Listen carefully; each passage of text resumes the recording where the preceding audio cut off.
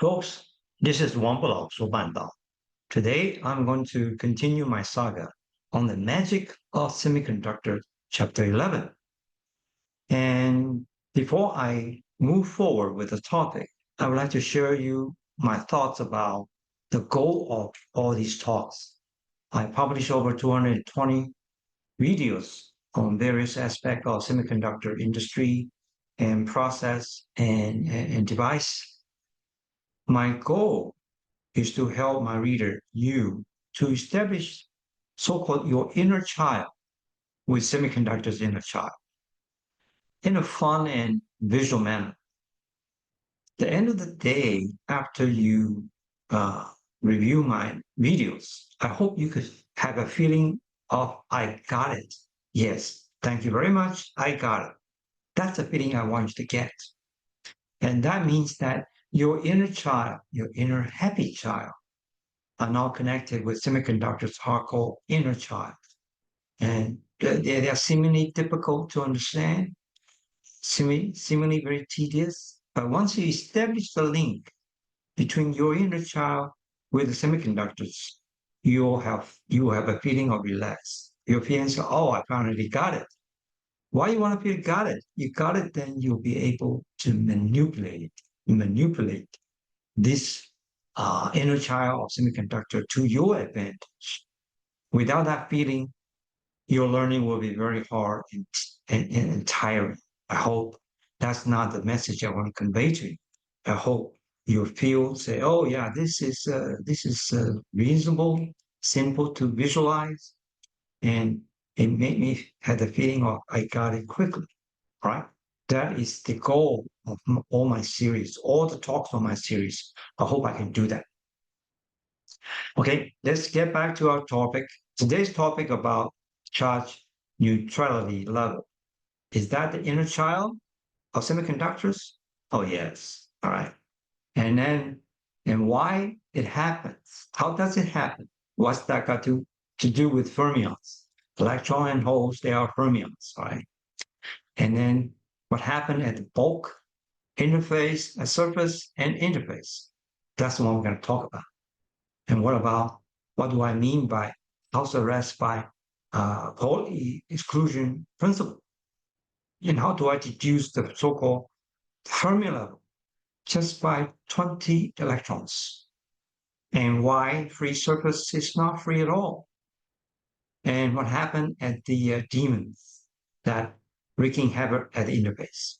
These are the major topics that I hope I could establish your inner child with semiconductors in the child, right?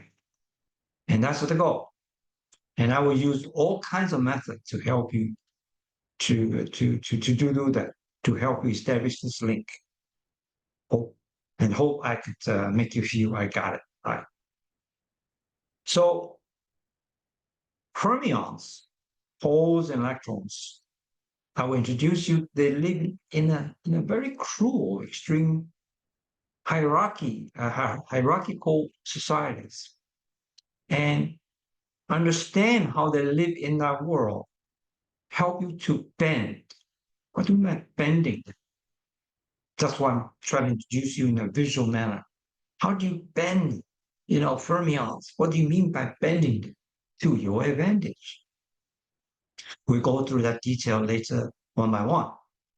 And the inner child of a semiconductor holds the key to their hearts. They have a very strict housing policy, and they love to be constrained. They seem to be very happy with the housing policy. Why is that? Right? They live in a crystalline world, and here I'm especially focused on silicon. Right? There's a whole series is about.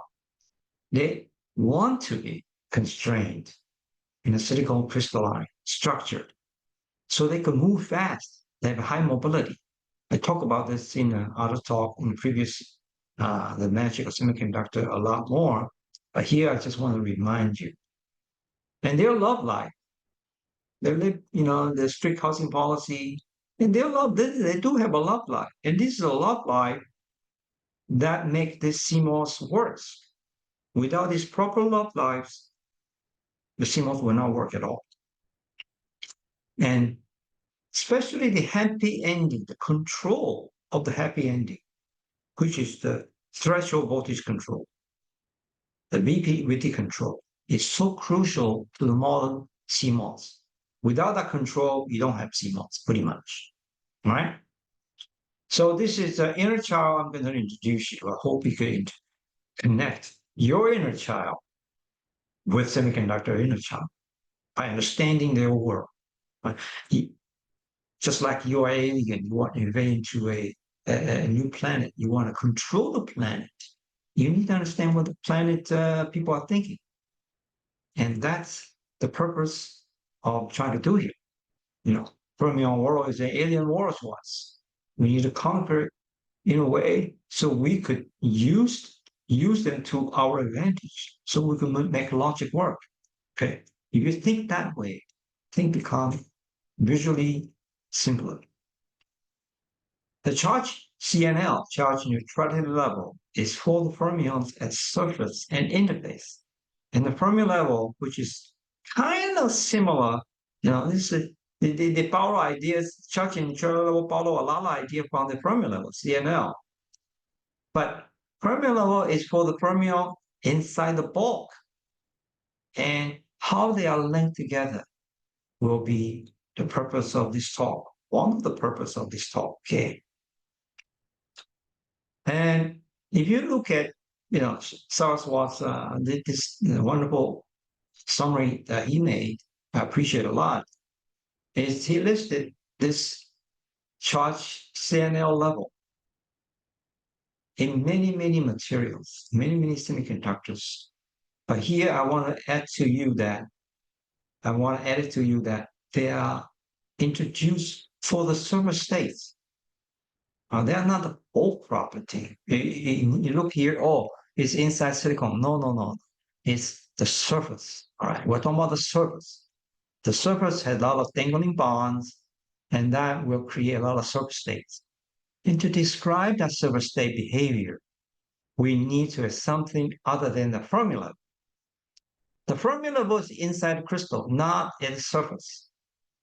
All right, that's what but we need to have something similar inside and on the surface, inside the surface. Very thin layer, nanometer thin layer.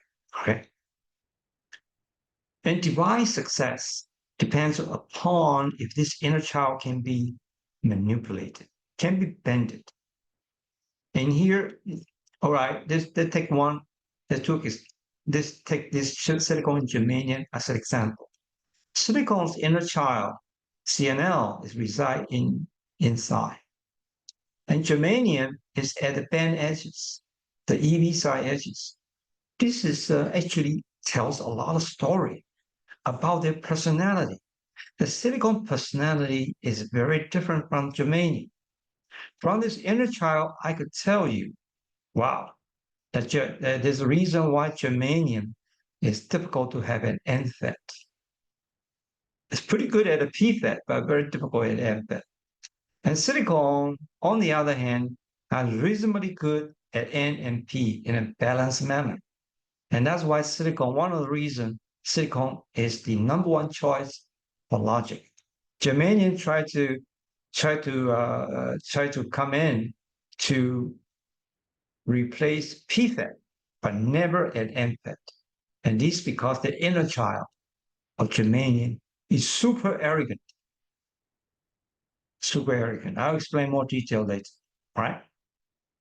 And when you talk about this inner child, it's all about, bending, bending. Is relevant. All the device. This is a typical MOSFET MFET operating. How does it work? It works by applying a voltage, the VG, a gate control. A transistor is just a gate control device, right? And so you apply a gate, and hopefully this silicon could respond to it in a way that you like. Respond to this way, right? Your VG change from 0, 1 to say, some voltage, and your current will reflect the change in a very dramatic manner.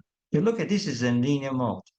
This is a 0.1 volt, 0.2 volt, etc. But look at the dry current.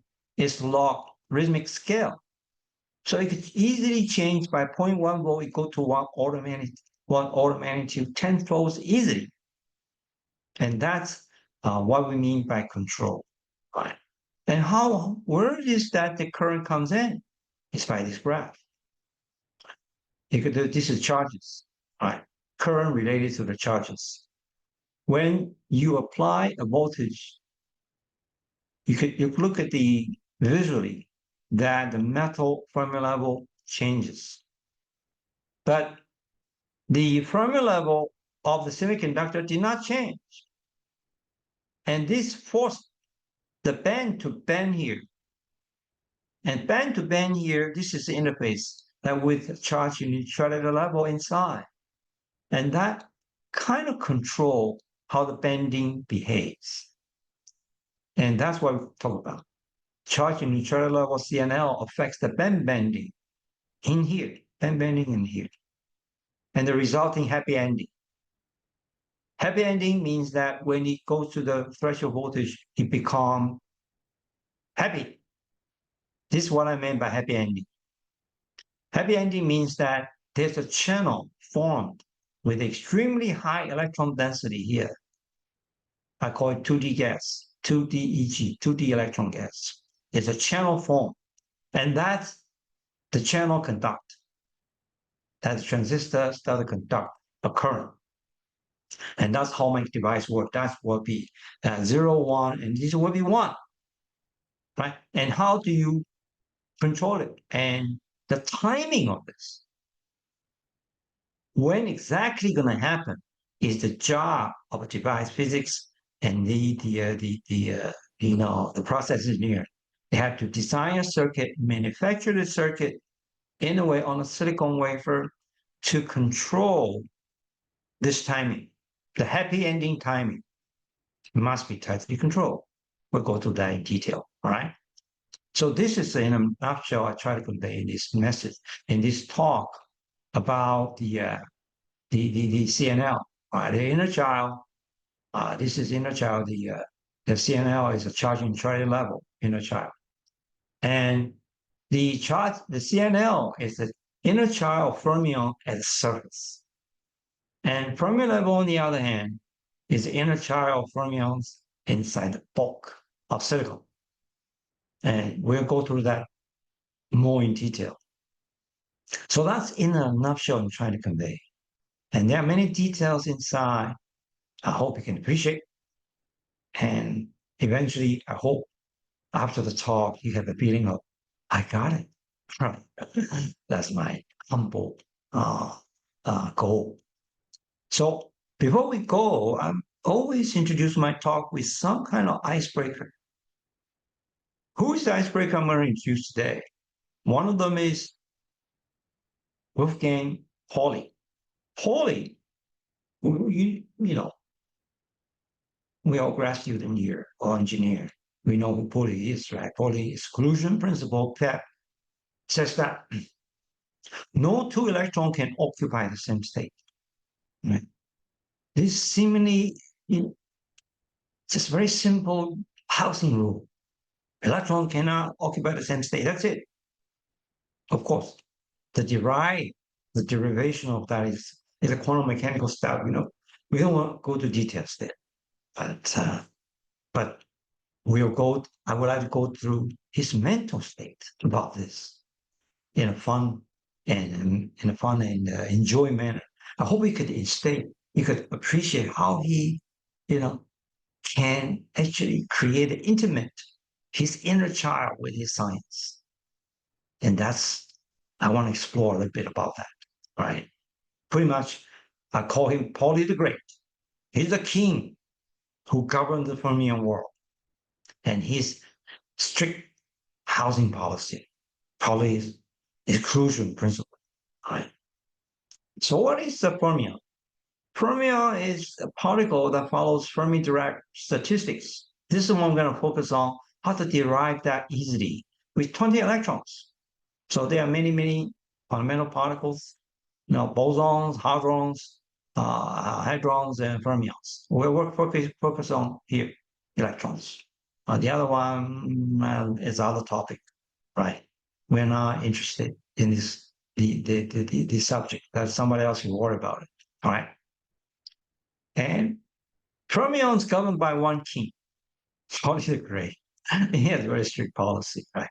So let's dig a little bit deeper about Pauli, this guy, Wolfgang Pauli, this scientist. He's a really genius. When he was very young, he already has a huge um, the establishments in the science world. Even Einstein liked him a lot, respect him a lot.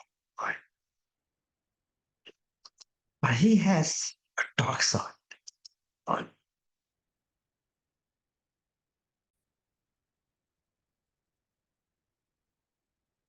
He actually, after he completed his famous review on this theory of relativity, even praised by Einstein, he liked his work a lot. He wrote Einstein wrote this theory of relativity, and no one else knows about this. And Pauli can review it quickly and then give it this 237 pages article. I remember when I reviewed some papers, it's just one page, and I, I, I squeezed one page out. It's highly exhausting already. Right? And Pauli actually experienced a certain personal crisis, and then he consulted this famous the psychiatrist Carl Jung, and then he actually explained this 400 of Pauli's dream in his book. And that's why I said this genius, a lot of them are actually traumatized in many examples. And how traumatized was he then? He said himself, he has a demon in him. He's totally immersed in study by day, and now he will frequent bars at Hamburg. He lived in Hamburg, Germany, and gets drunk and go to fight, and then even visit prostitutes. He said himself in his book that he worked with Carl Jung that he felt detached from the world, a totally unintellectual hermit with outbursts of ecstasy and visions. I'm not sure whether that's where his ingenuity come from. That I don't know.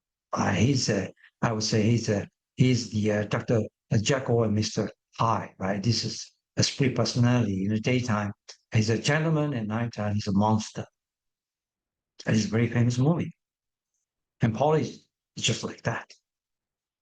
And this kind of a emotional struggle actually is explain many, many things in science. Many scientists have this problem, right?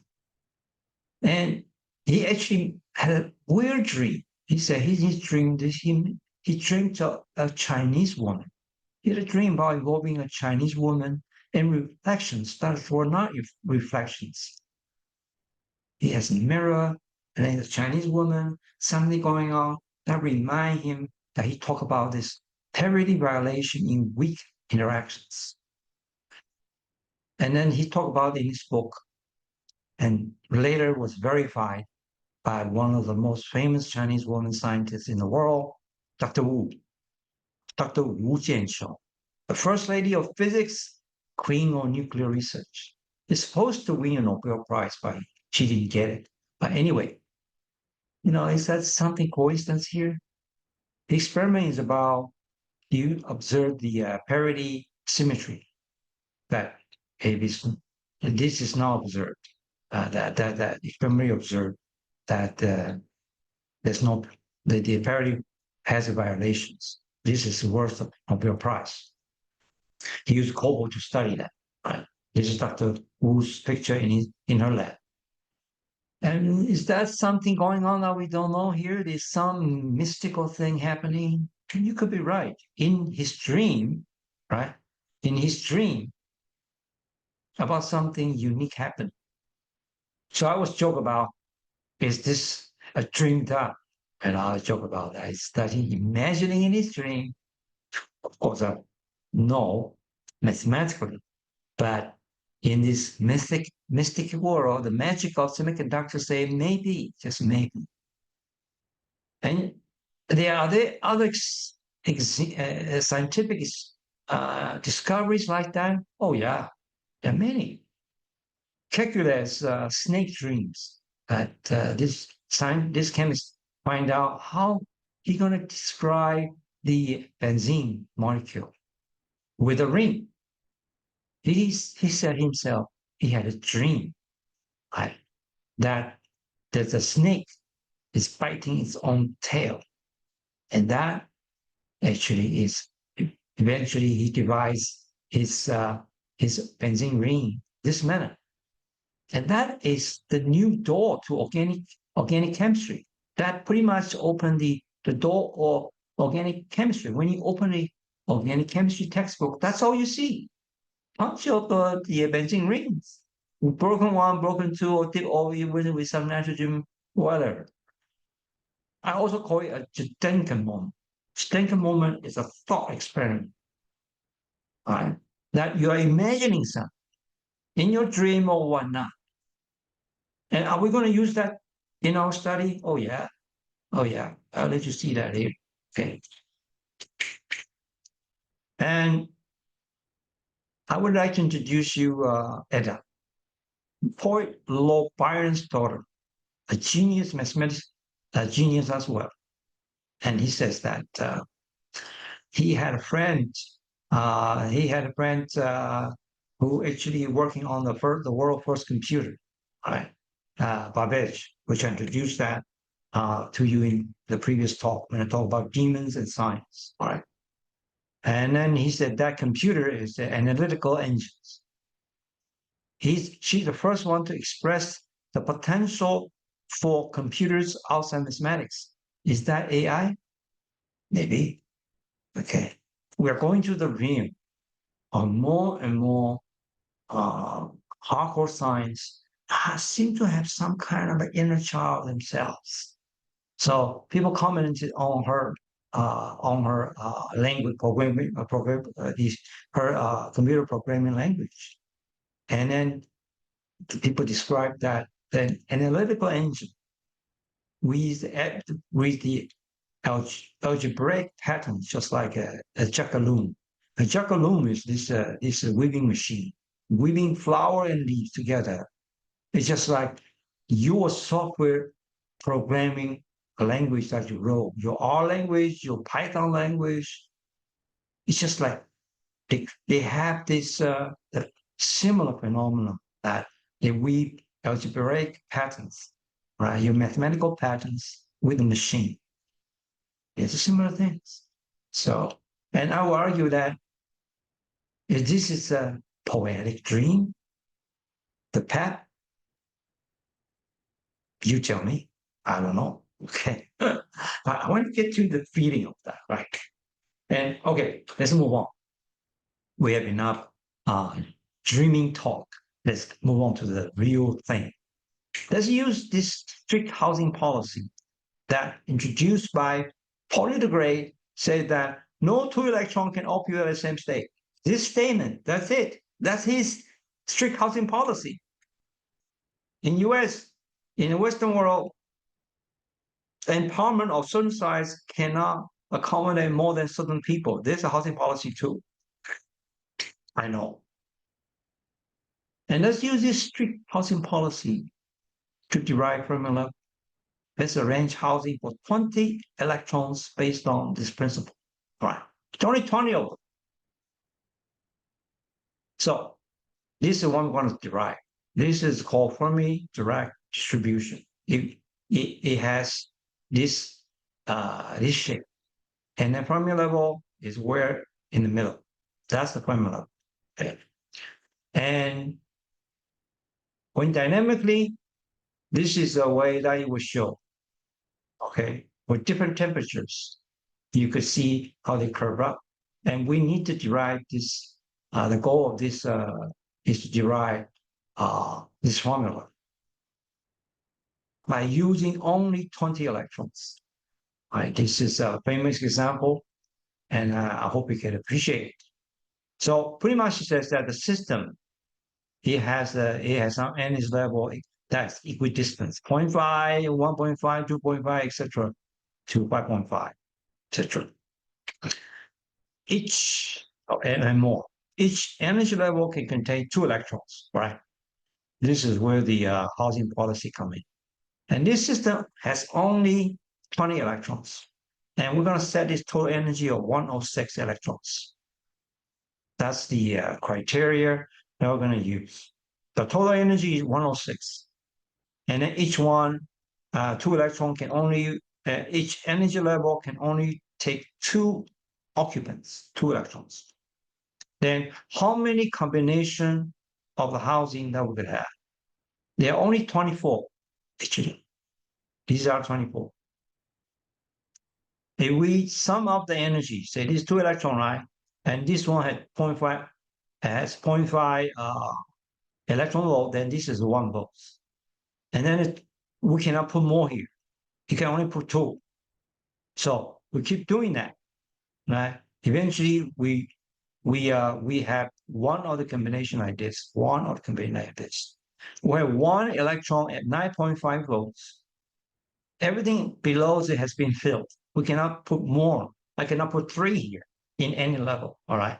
I can only put 2 because that's the Pauli the Great says so.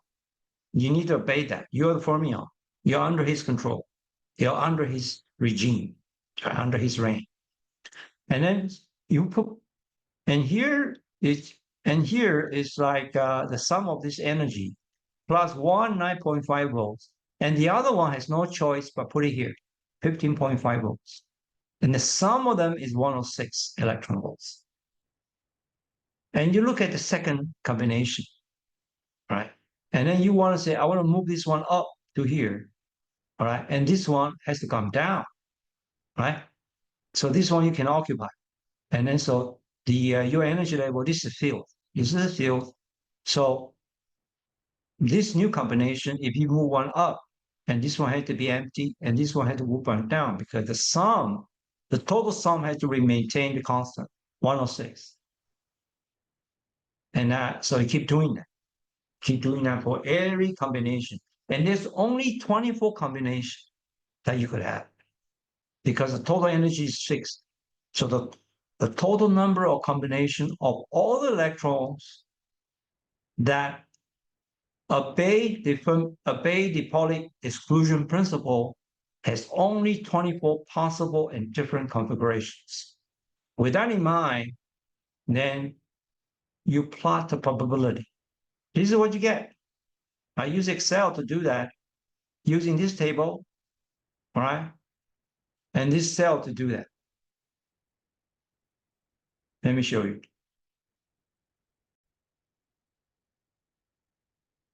I put this 24 configuration into an Excel and calculated probability respect to the energy.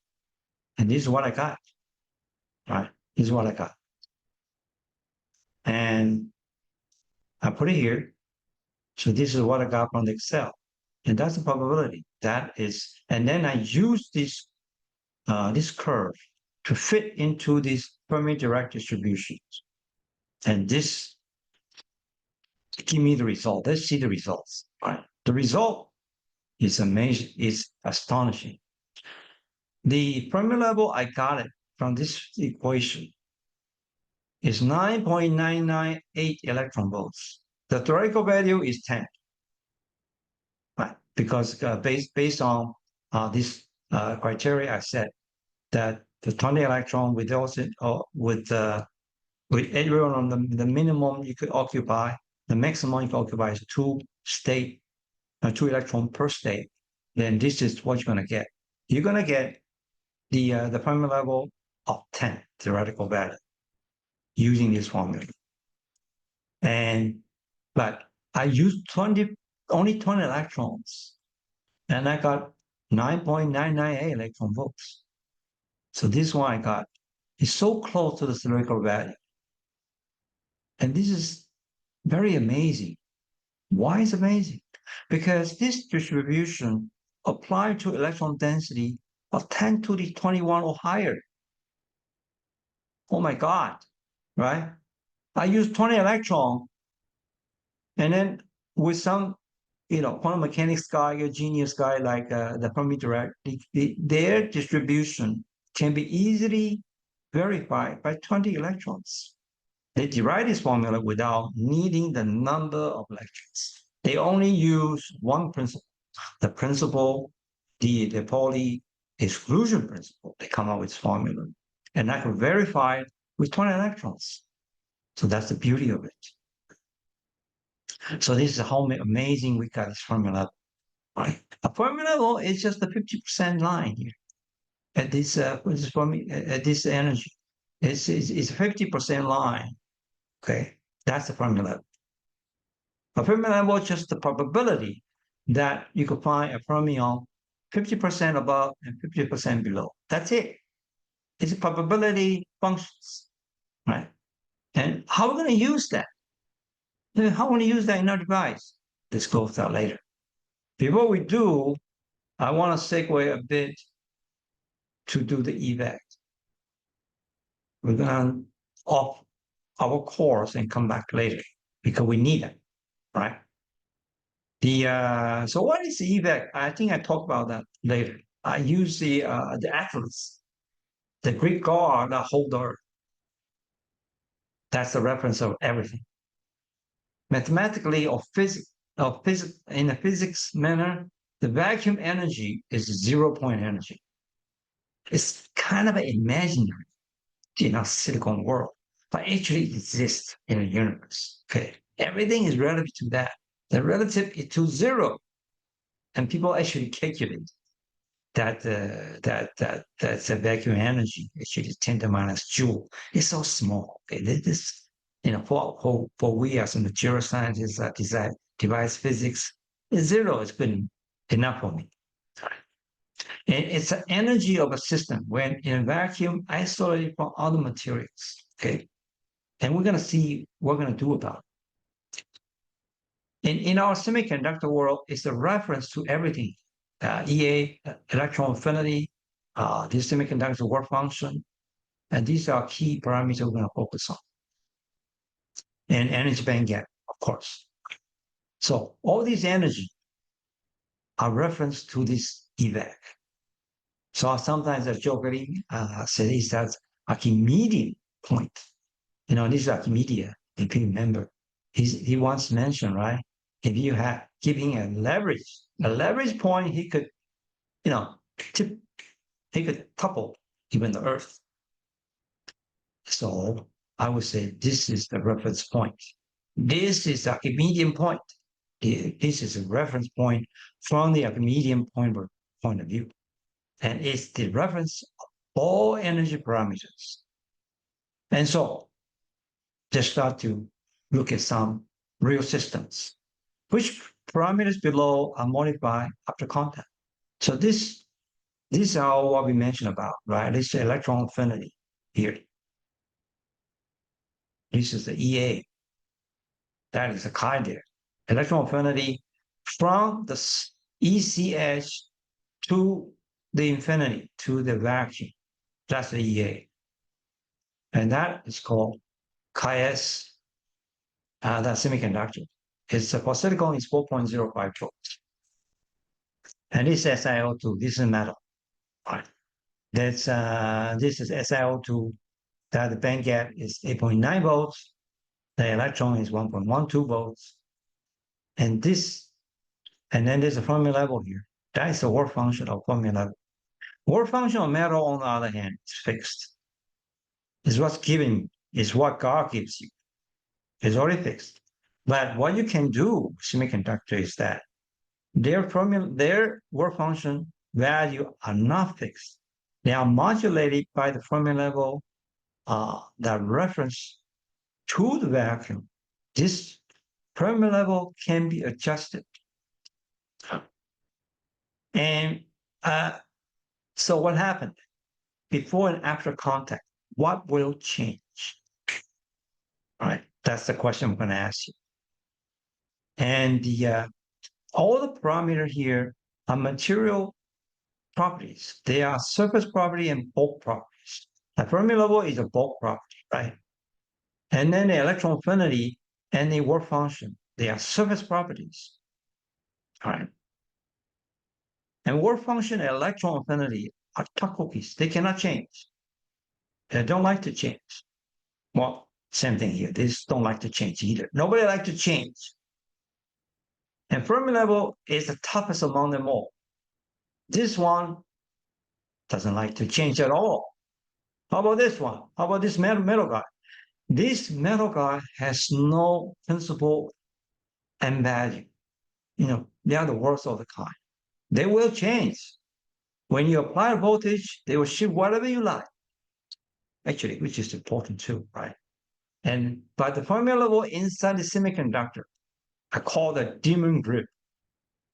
They won't change. No matter what you do, they don't change. And this guy has no morals, right? Has no value. They will change whatever you guys tell me to, or whatever the applied voltage tell me to. So when you put contact with each other, things start to change.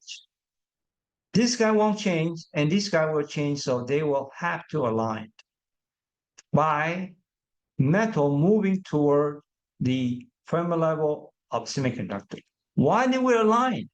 Oh, they align because if you don't align, it will be a current. And that's the beauty of the Fermi level. Fermi level is the chemical potential of fermions inside the system. You could visually think in that way. And that is the balance point of fermions. And metal, this guy won't change. Very stubborn. And metal one will change. In this ideal world, they will match to each other. So once we match to each other, what will happen then? Well, things start to move around. See that? This oxide has to have the potential field, so their field changes. Their potentials bending this way, linearly, and this way they have a curve.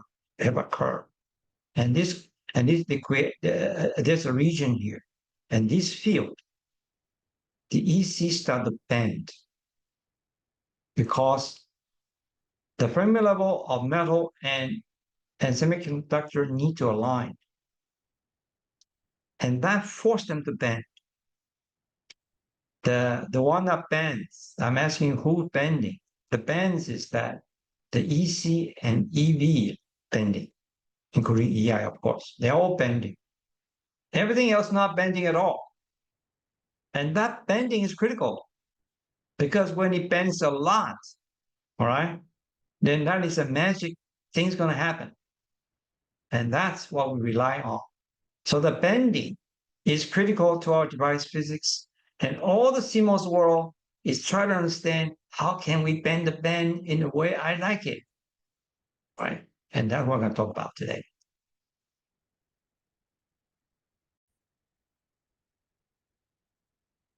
So based on this bending, I would like to give you homework. So homework is that please draw the EVAC after contact. So what happened to the vacuum reference that we mentioned, right? What is the EVAC? And then so this line is a flat one. Well, it bends. It turns out it will. All right. So the answer is that EVAC is compliant. So here, the reference here, because all these values will not change. This value and this value cannot change. So it will has to bend. And then here you go back to the original positions. So Fermi level, EVAC will bend. So that's that's the question I'm asking in the beginning. Which parameters here are modified after contact? A lot of material inside will not change. The value will not change, but their bending happens. So all these value will not change. All these value will not changing. The Fermi level position will not change. And here it will change. It will shift. It will not bend. The Fermi level of metal will not bend because the charge which is going exactly here. There's so many charges here, so it will not bend. And the The Fermi level inside semiconductor in the bulk will not bend, but at the edges, with the interface, it has to bend so as that it will remain everything neutral. The total charge is zero. Will not flow. There's no charge flow. And this alignment and the band bending of the relevant band gap, the band edges, the EC and EV is a foundation of device physics. Without knowing how you bend it with applied voltage, you don't know what's happening. Okay. And that's the key message I'm going to convey in a visual manner. So you can see that, oh, what's bending? Oh, there's a VBAC bending, and then this is the surface potential are bending. The bend edges are bending. This bending is how I would like to you to use as a tool to understand how device works. And when you bend it long enough, what happens? All right. And why would bend? Can it be bent further? All the story are revolving around how do you bend this material, semiconductor? Metal won't bend, okay? Forget it. Metal just won't bend, but metal will change its Fermi level position, which is critical, okay? And I would like to introduce you the content by introducing you this movie. When Harry met Sally, he should go rent a movie to see these lovers when they have a lot of struggle between them about the relationship. And I think the hell breaks loose when Harry met Sally. There's a lot of drama, the boyfriend and girlfriend. I think you and your girlfriend or your boyfriend or your husband and your wife had similar things. When two persons contact with each other, physically and emotionally, things gonna happen. Hell gonna happen. Hell gonna break loose. That's what I meant. Same thing happened to semiconductors. Right? Something happens. Metal contact. In this case, in this specific case, the bending is up. But bending is up because look at here. The Fermi level, the work function is bigger than the work function of the semiconductor. In this case, it's an N, it's an N type, right? The Fermi level is close to the EC side, all right? So it needs to, so this one, as we know that these two has to align. Fermi level of metal has to align with Fermi level inside the semiconductor. And this guy won't change. No moving. And this guy will change. In ideal world, they will immediately align to each other. This is ideal world. Okay. It's not an ideal world, something else happened. Why not worry about that for the moment? It's an ideal world, this happens, and this will align. And then immediately you see the band bending of the semiconductor close to the band edges, moving up. Previously, we do something that is moving down, right? Here it depends on purely depends on the work function difference. And here, I would like you to visualize. See here, this one will move, right? And there's a difference here. So here, it will move up so as that these two will align perfectly. And that is what equilibrium wants. And that's why I summarize here. Metal side, no band bending. There's no bending here. No band bending here. But it shifts. The position of this Fermi level at the metal side shifts up in this case to meet Fermi level on the semiconductor side. And with that, but there's many things you won't change. See here, this thing you cannot change. This thing you cannot change. And this thing you cannot change. And that meaning that there's no way but to meet all the criteria. All these are not changing. So at the band edge, you will have to change. This band, this part, that can be bending, change. What this is the charge accumulated there. The electron charge accumulated there, right? And there's a difference between this original work function, and then once you move up, it forms called Schottky barrier. The Schottky barrier, okay, that is the when is a barrier form is that when charging the flow to go this way, you will see a barrier, right? And that barrier can be easily calculated by the difference in this one, right? It's just the difference between these two. That's it. So very straightforward. Okay. So you do this calculation by visual, and I want you to draw the line, the impact line after contact. So follow that. This is what happened. The vacuum line follow this, right? And you could easily see that the barrier is the difference between the metal work function and the electron affinity of the semiconductor. And so that's it. So that's initially like this, right? This won't change, by the way. This against the vacuum won't change. This against vacuum won't change either. So there's when they touch each other, forced by the Fermi level alignment between metal and semiconductor, there's a barrier formed because there's a difference, right? That the band bending forms. And the degree of band bending from the metal side, EC side, all the way to the tip is called the building potential. We'll go through that later, right? But here, so you have to visualize everything. Everything has got reference to the vacuum level. And then you see that the band bending here, the band bending is that here is no bending, right?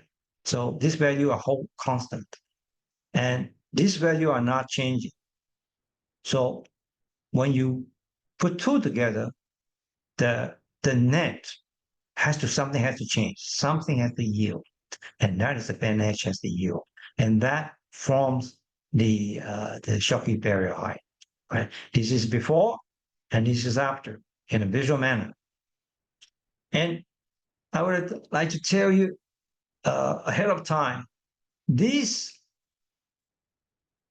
has, once established, it's almost impossible to reduce.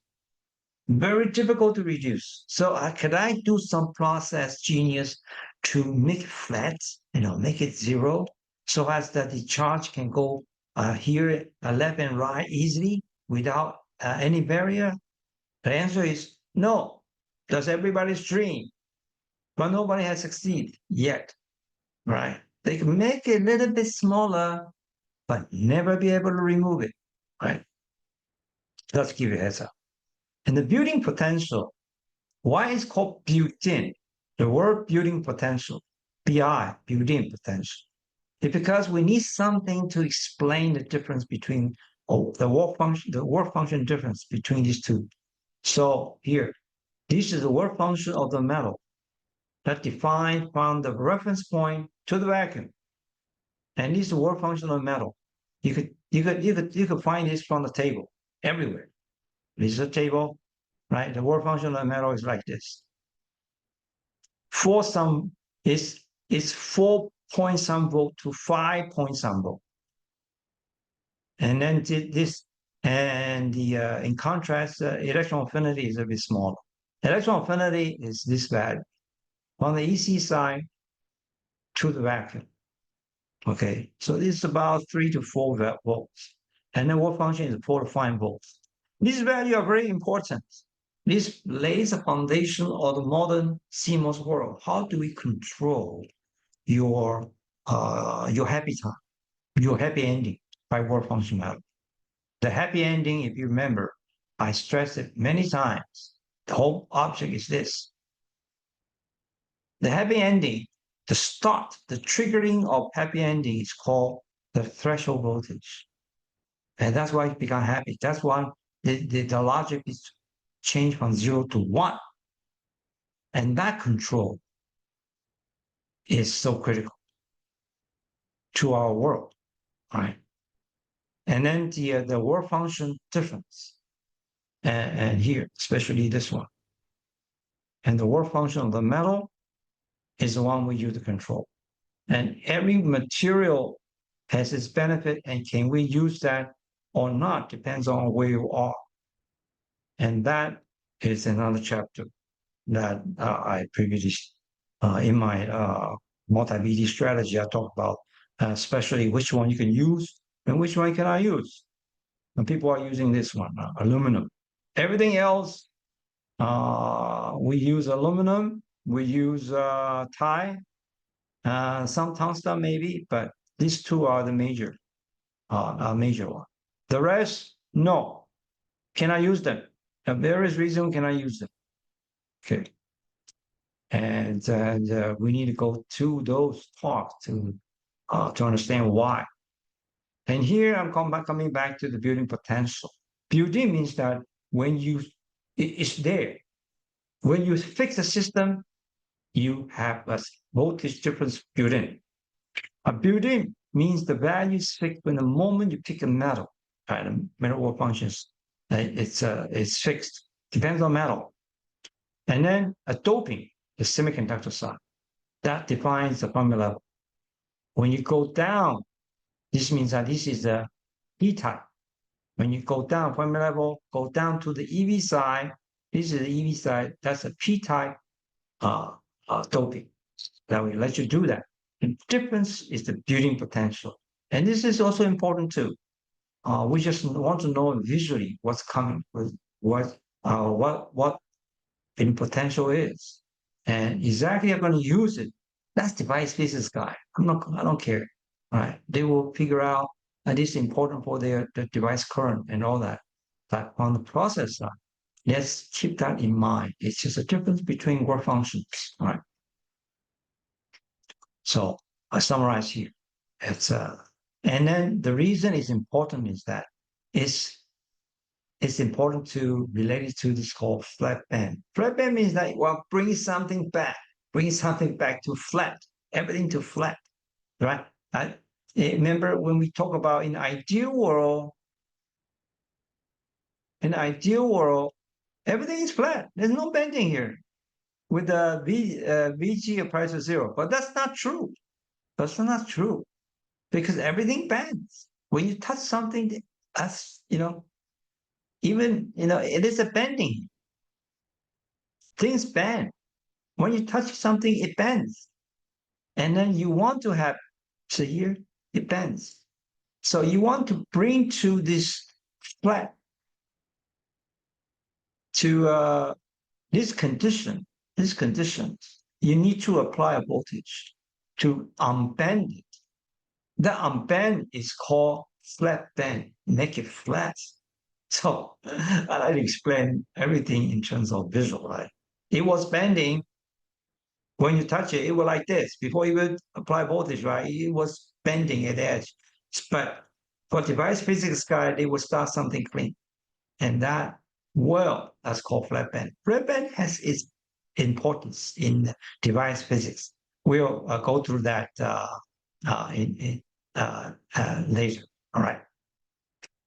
So that's what flat band means. The flat band is the opposite of building potential. You are recovering, right? If building potential describe how bending they are, how much they bend, right? Here, let's look at it. The building potential is the degree of bending. See that? Right? That's the building potential. So you want to flatten it, you have to unbend it backwards, the opposite way. And that is the flat band voltage. So I hope this is the way I'm going to describe it. Everything in bending in visual manner. Okay, that's it's easier to understand that. So that's a real MOS capacitors. But then what happened at interface? Interface, when you're touching each other, no, that life is not easy, right? Here is ideal world. This is when the metal contact with the semiconductor, you have this very high, and everything seems clean and kosher, but in reality they are not. Nothing is the same. Nothing is that easy. What happened is that when you have touching each other, there's a messy area. this messy part is called interface. Imagine if a metal, say aluminum, touch a silicon, what's happening at the contact? You will see that the metal will go into the silicon a little bit because that's right. They will form a certain bonding that we don't know what it is, and that's chaos, right? And it turns out that we need to understand how you react with the inner child of the charging, which is of the semiconductor surface. This surface become very important. The, the Fermi level is super critical in the bulk, but when you touch the surface, we need something else to explain the whole phenomenon. And there are charges here on the metal side as well. Okay. And how to deal with this? How to deal with this delta, the interface region, is one of the worst technology nightmares. People try to understand this the problem here without knowing how to control, how to manipulate, how from the understanding of this delta, there's no way could you create any useful device. And the charge neutrality level, I call that the inner child of semiconductor surface. They come to help us to understand this chaos. It's so messy here. So we'll do that one by one. And then I'll give you a quick overview first. A quick overview is that when you form something, the metal coming in to the semiconductor, they will form some kind of people believe it will form some kind of dipole. Right? And these dipole are demonic. They create such a strong field that make the Schottky barrier high very insensitive. Insensitivity means that I want to change this. This is too high. So let's change the metal. It turns out, no matter what you change, the high is roughly the same. That's a problem. All right. So, and why is that? Well, some people say is that there's a serious Fermi level pinning here because of dipole forms. All right. We will talk about Fermi level pinning later. All right. There's no such thing as Fermi level pinning, but it's something else. It means that the bend, you cannot bend bending. You cannot bend the bend. The height won't change. When your height change means that there's a bending happen. This was suppose you change the height from this one to this one, right? Then the bending will go this way, right? So the bending will reduce it. And that's what you want. You want to modulate the bending with different metal. And you can't. Every metal going to hurt semiconductor. I will explain that later. And because they form this dipole, the crazy dipole are so strong that you're not going to help. You're going to do the bending, the change of bending behavior of semiconductor side. All right, so I call them demons. And then just look at it, the actual data. The actual data is this.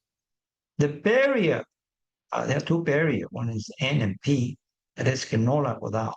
The barrier of the Bardeen barrier, the Schottky barrier, height, has this formula. And look at this formula. The formula is the metal functions times 0.2. These are all constants. 0.7 and 0.45 fitting parameters. They are all around 5 volts, right? Around something like that.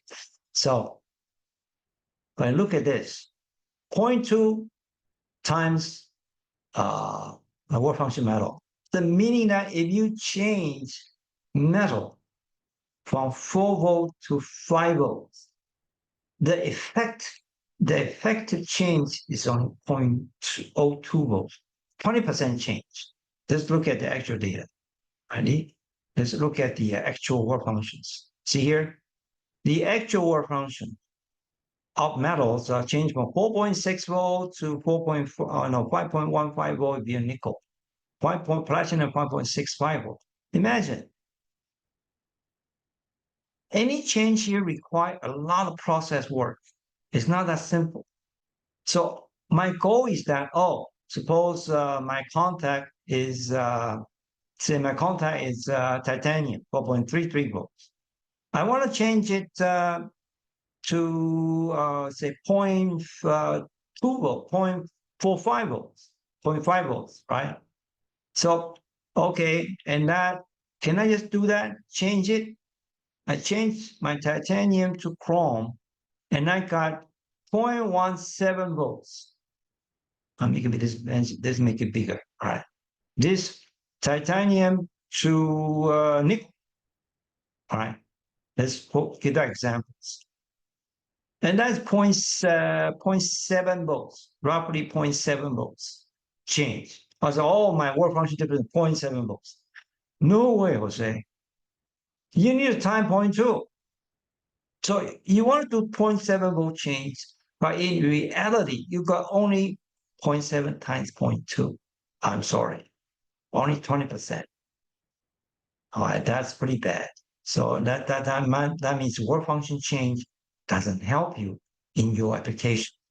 In theoretical value is what that this guy, Zhang, this guy has do a lot of calculation, and they say, and he showed that the theoretical is called the S value, the threshold. This is called the slope of this line is 0.25 to 0.44. On this linear equation is 0.2, right? 0.2. But it calculated in some cases is higher. Higher, as you can see, is 0.44. All right. That's why I can see with this metal and this surface, specific to the silicon surface. But all these are all simulations. All right. They are not truly real. And the set side that we're interested in reality, unfortunately, is always 0.2. And this because of what? Because they have a stubborn charge neutrality level. They have a stubborn CNL. We'll go through that in detail later and later. And that is this part. And how do we work around for mitigating this Shoki barrier high pinning issue? Here, now they call it pinning. Serious Fermi level pinning because they form a dipole. How do we solve that problem? And that's the work of semiconductor history, right? And one of the techniques I use, I introduce a couple of techniques later, is that I can't solve that problem. I cannot be Shoki barrier high. I'm going to ask Einstein, right? What do I mean by what do you mean? I ask Einstein because I'm going to use the quantum mechanical effect, right? The quantum mechanical tunneling effect, which is this. I'm going to make my substrate higher and higher doping, right? From M plus to M plus plus, going to this region, 10 to the 21st. And then what happened that higher and higher doping, my band bending, the height is the same. It's still as high as before, but a little bit, even higher actually, right? Because the EC will reduce. You see the EC side? The EC will be lower a little bit because the band, because the higher doping will change the band gap, right? And then it will become very sharp and narrow, the depletion region, because there are a lot of doping, right? So you have a narrower depletion region. The narrow, and then in some critical thickness, it will start a tunnel. The pure emission will be strong because of tunneling. And that tunneling means that the barrier height is no longer important. I don't care how tall you are. All I need is a super thin depletion layer. And that's what I meant by I'm increasing doping to extreme, to even higher than the natural solubility of a material, to go as high as I can. And that's the way I can avoid the shocking barrier high problem. And this technique, still doing now, still being done today in all the CMOS technology. That's the only one that really works. Everything else I'm sorry to say, it's not working well. We will go through that later. All right. Everything else not working very well. This is still the number one choice. People pump as many dopant as they want, as they can, into silicon and silicon germanium, and then that's everybody's doing, right? Everything else, you want to work around, you want to kill you want to kill this dipole. No, very hard. Now this guy introduced some kind of a insulator. Yeah, it seemed to work to some extent, but nobody using it.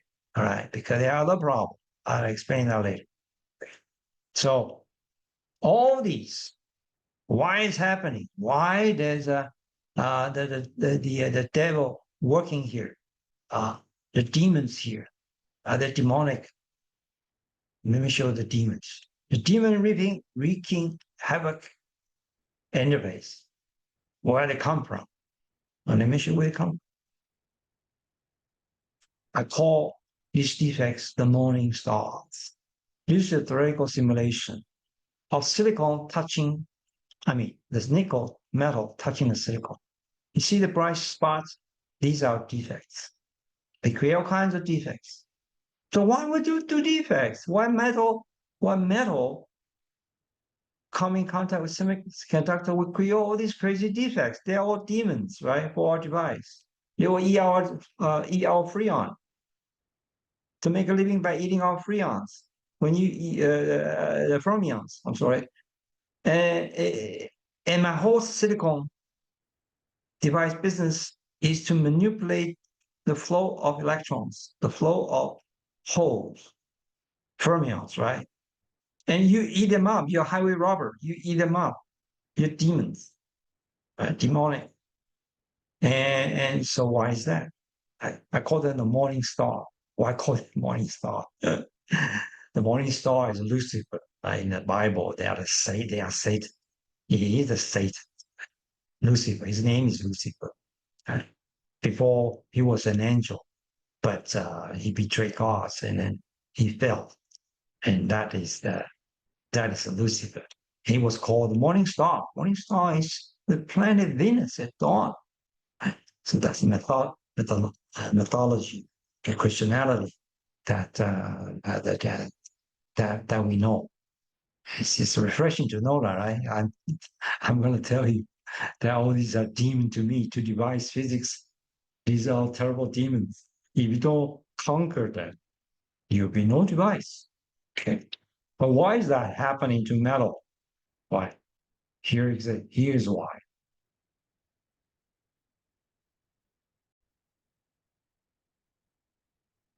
This is the density of state in a visual manner. And this is a metal. A metal, you can see that the projected tensile state, it is sharp knife. When in contact with the poor guy semiconductor, which is very order, no, this density state gonna hurt the semiconductor. So that's what I'm telling you in a sort of fun way, right? Metal is stabbing semiconductor with a DOS, steely knife. Yeah, remember Hotel California? It's simple like that. Steely knife. And this is the reason I call it demon, right? The demon or metal state coming here, create havoc. And it's killing semiconductor softly. Okay. the but does it mean that it creates this called Fermi level pinning? As I'm showing here, this guy uh, in his paper, Liao and Chen says, oh, this is a serious Fermi level pinning problem. Fermi level pinning, what's that mean? Okay, that's what I'm going to explain to you. Uh, there's no such thing as Fermi level pinning, first of all. Look at the Fermi level. Fermi level on the metal side surface always move in tandem with Vg. So this guy has no personality, right? The Fermi level will move anywhere you want it, uh, compliant to the applied voltage. So if you apply a positive voltage, it will move down for positive Vg. and it will move up if you apply a negative voltage. So it's always move in tandem. There's no such thing a pin or not, right? They always stick to the applied voltage. And Fermi level, on the other hand, is fixed. Once you put a doping there, it's fixed. This is going to end. If you put a P, it's here. So once you put a doping, it's fixed. It cannot move. It doesn't want to move, and you cannot move. But what do you mean by Fermi level pinning? It's always pinned, isn't it? Why? What does it mean is that when you are an observer at the bend edges, at the bended edges, at the bend bending here, right?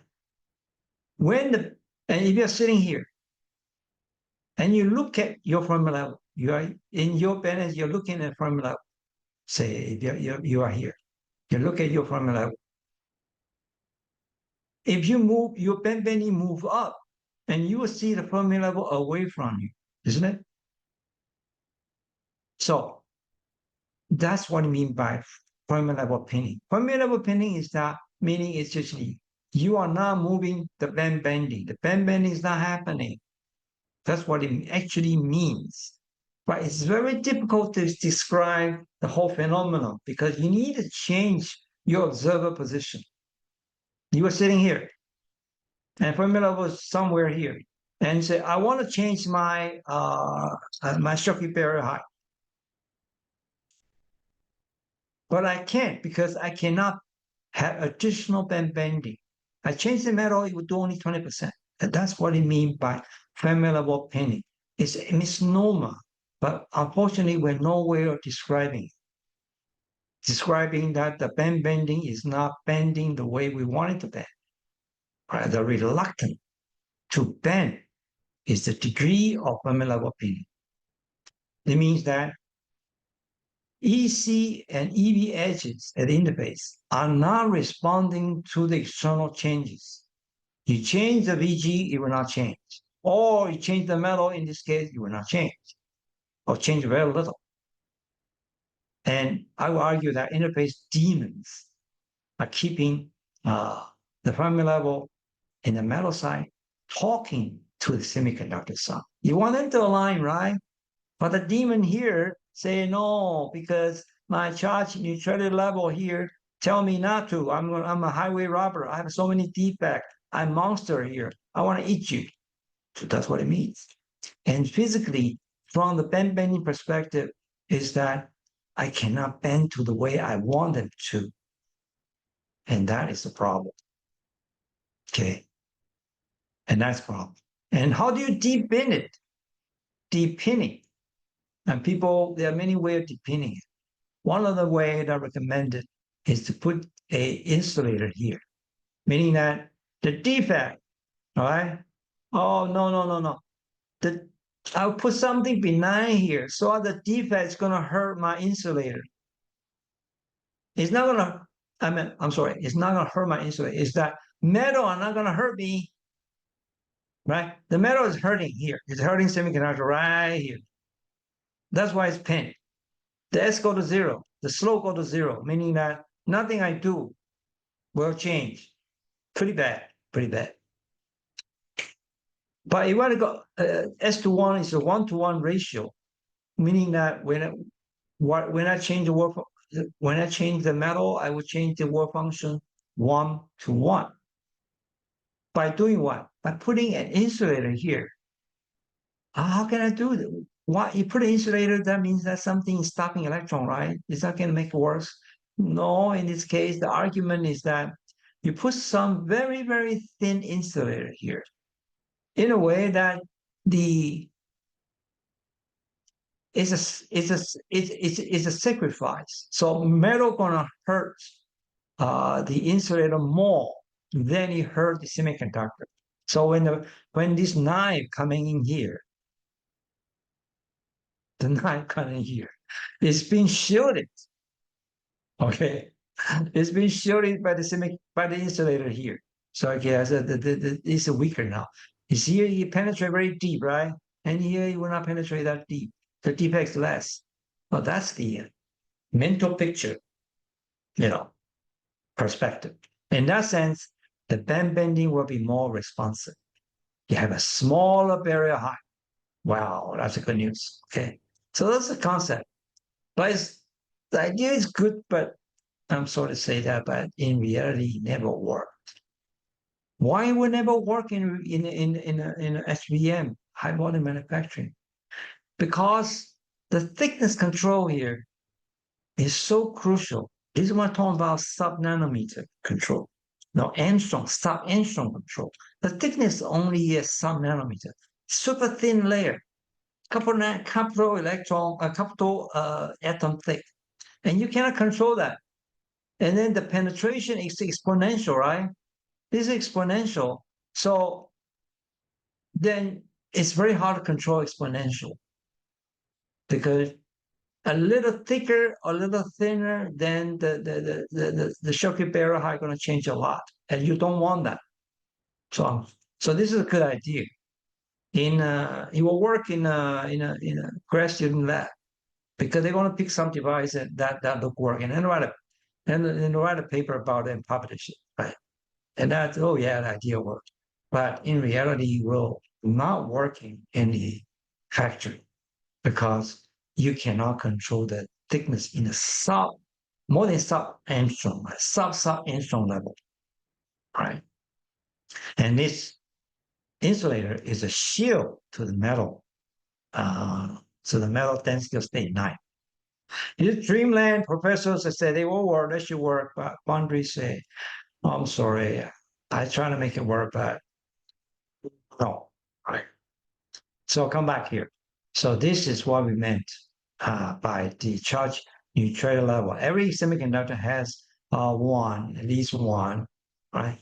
And then the germanium is pretty bad. It's always pinned at here. We go to germanium, it will pin always to the band edges here. We'll go through that more detail later. And it turns out people do extensive study. This is the dangling bonds of all semiconductors. And you can see that it corresponds very closely to the CNL, very close to CNL. And this guy been studied that for years, right? This is supported by U.S. government ministries like Lawrence Livermore Map, because they are the forefront of semiconductor research. And these are fundamental research they did.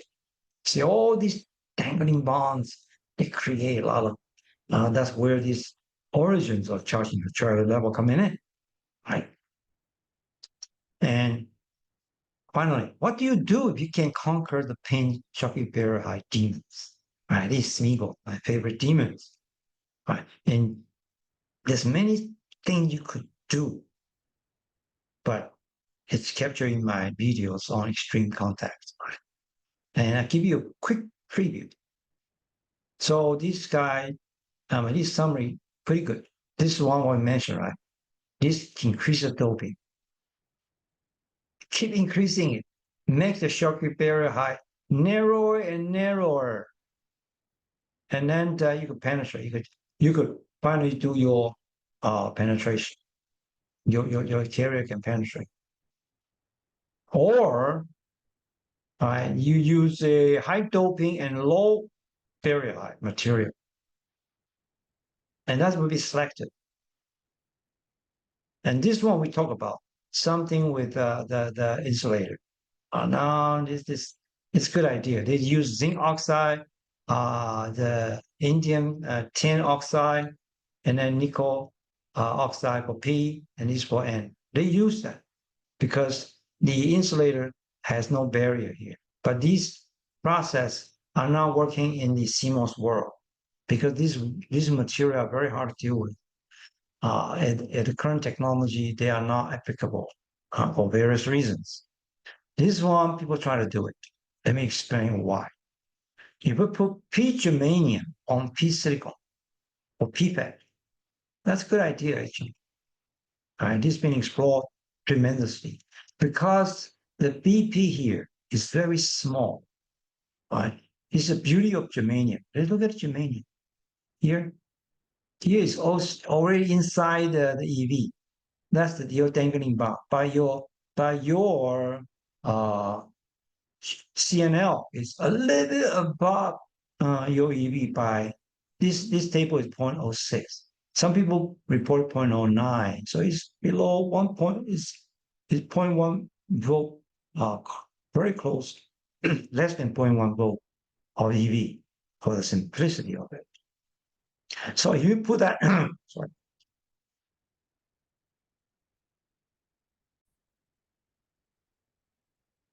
this idea is to put p-type germanium, which means heavily doped on p-type silicon.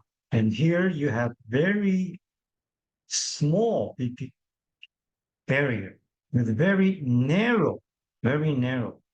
And that is the key strategy. So like previously mentioned here, you could use the higher doping so as that the band bending is sharper.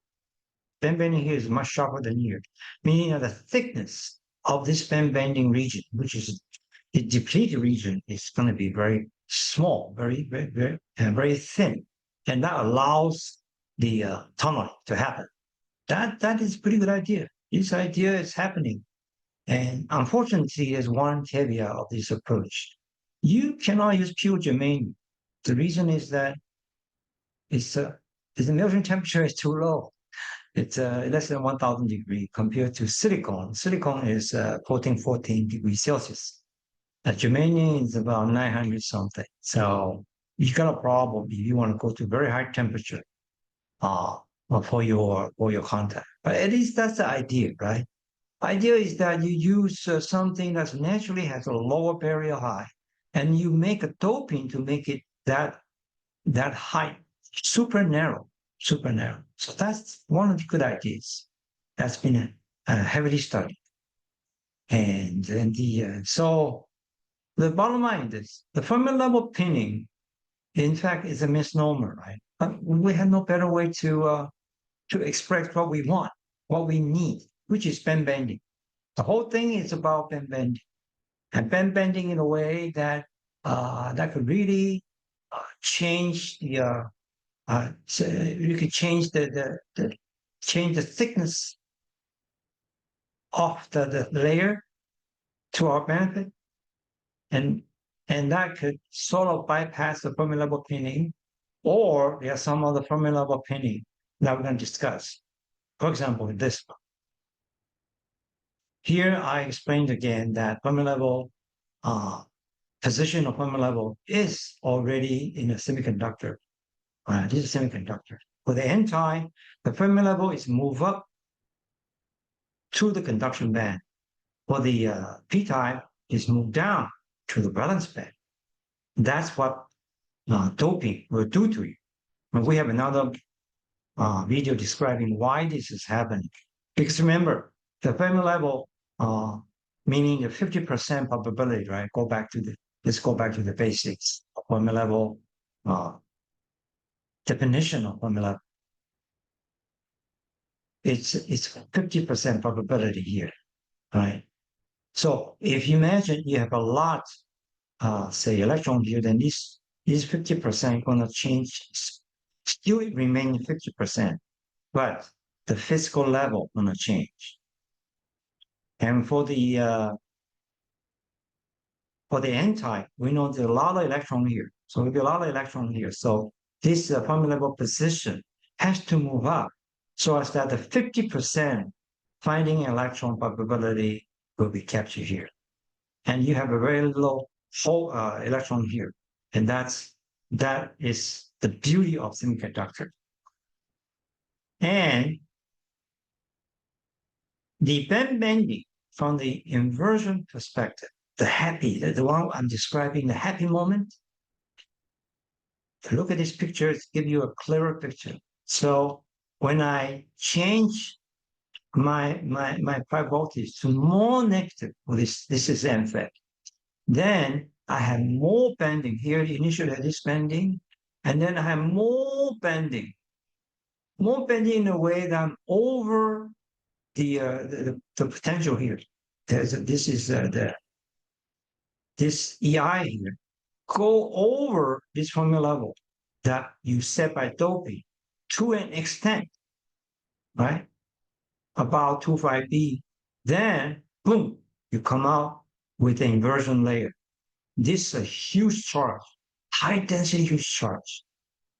If we look at closely what happened from from a mechanical calculation, the charges here on the left-hand side, and look at this logarithmic scale from 10 to the minus 8 coulomb per centimeter squared, because this is a 2D gas. So this is square because it's 2D gas, two-dimensional.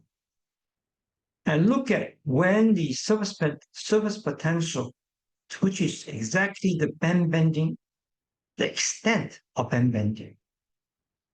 I go back to this curve, is how far this bending, how far it bends. And the extent of that is called the surface potential, and that is your x-axis. And you can see that at some point here, and this is n, this is n, and this is p. Let's focus on n for now. At some point here, the depletion so much. The depletion means what? Depletion means it pushes away the the ions, the electron wave, deplete them away. So there will be negative charge on the surface here in the depletion region. You keep pushing it, but the amount is small, right? You look at the scale here. You're pushing it. The amount you generate, the surface charge, is still, say, this region, 10 to the minus 8, maybe a little bit more, until you reach a critical point. That's called the strong inversion. All right, the strong inversion. Boom. It becomes exponentially exploded. And this region is this highly narrow and highly densified channel. That's called inversion, strong inversion. Inversion means that it was, this is p-type. This is for MFET, so it's p-type substrate. And here is suddenly the minority carrier, in this case, all right, pushed out and formed this layer. This is the low conductance layer, and that's how it becomes heavy. When this happens, right, and this at Vt equal 0.45 volt, and this particular specific example, that the surface potential band bending, when it's applied the gate with the voltage, so keep pushing it down until you reach 0.45 volts in this specific case. So when the band bending is around 25B, here the value here is 25B. And that triggers a specific quantum mechanics phenomenon.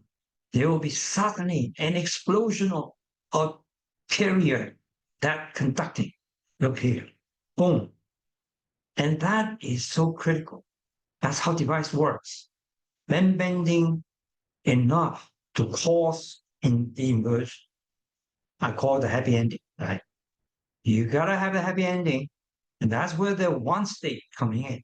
That channel start to form, currents start to flow, and that logic signal change from 0 non-conducting to 1 conducting, and that resistance is super small. It's super fast, and the whole I'm trying to say is that the whole CMOS business is about VG. The applied voltage can have proper band bending at a semiconductor interface. Right. So if you look at here, this is the for the say PFET, right? The voltage goes up, then you will bend the other way. This will be for whole. They can no longer now they concentrate on N. You push the voltage go down, see that the band bending happen, right? And then the more and more, eventually you will form a channel, an inversion channel. And Fermi level keep changing. Look at the metal side. it pushes down, the Fermi level goes down, and push up Fermi level of the metal going up. And that is a good thing. It's good. But you can see that the Fermi level of semiconductor does not change. But that's the beauty of semiconductor.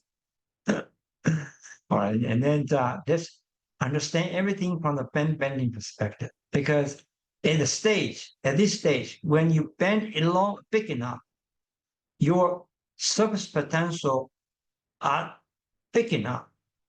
All right. It doesn't matter the value here. It's just every system is different. Every system is different. Every material is different. Every the CMOS silicon world are different. But when you are greater than certain value in the theoretical calculation is 2.5, then you have explosive charge. See here, the growth is become exponential. It changed from -8 to say -5, 3 order 1,000 times. Here your current, your charges, which is your current, can go 1,000 times larger than this value here. So this actually is much bigger than this. This one is, wow, this way, 1,000 times larger than the depleted regions that previously was there. And this region is super thin and small. Super thin is about couple nanometers, about less than 2 nanometers. And the distance of this layer into the silicon channel is also about 1 nanometer. So it does exist,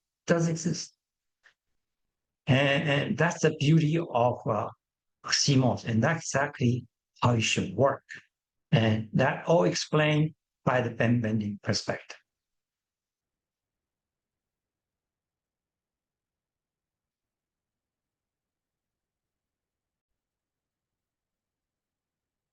If we put these two pictures together, this is the one that is the what actually happened, right?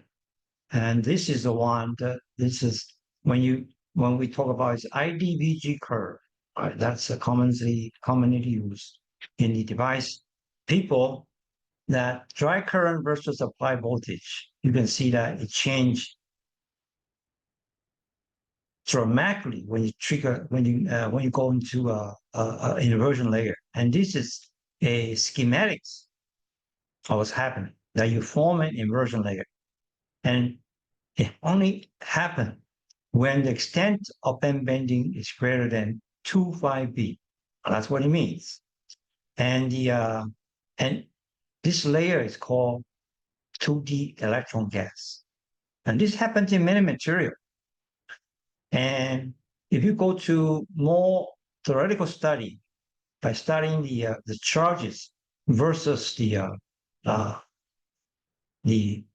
charges created by the surface potential difference, and you can see this curve. It's a beautiful curve, and you can see that at onset 2.5B, when the surface potential is 2.5B, going to over 2.5B, the 2.5B is the extent of band bending is greater than this value, 2.5B value. This is all based, this is all from doping, and this is all the Fermi level difference between the band gap. So that's fine. You can find this formula, and then you see, oh, once it bends too much, boom, it becomes exponential. But here is wrong. It will not go that far. No, you cannot do that.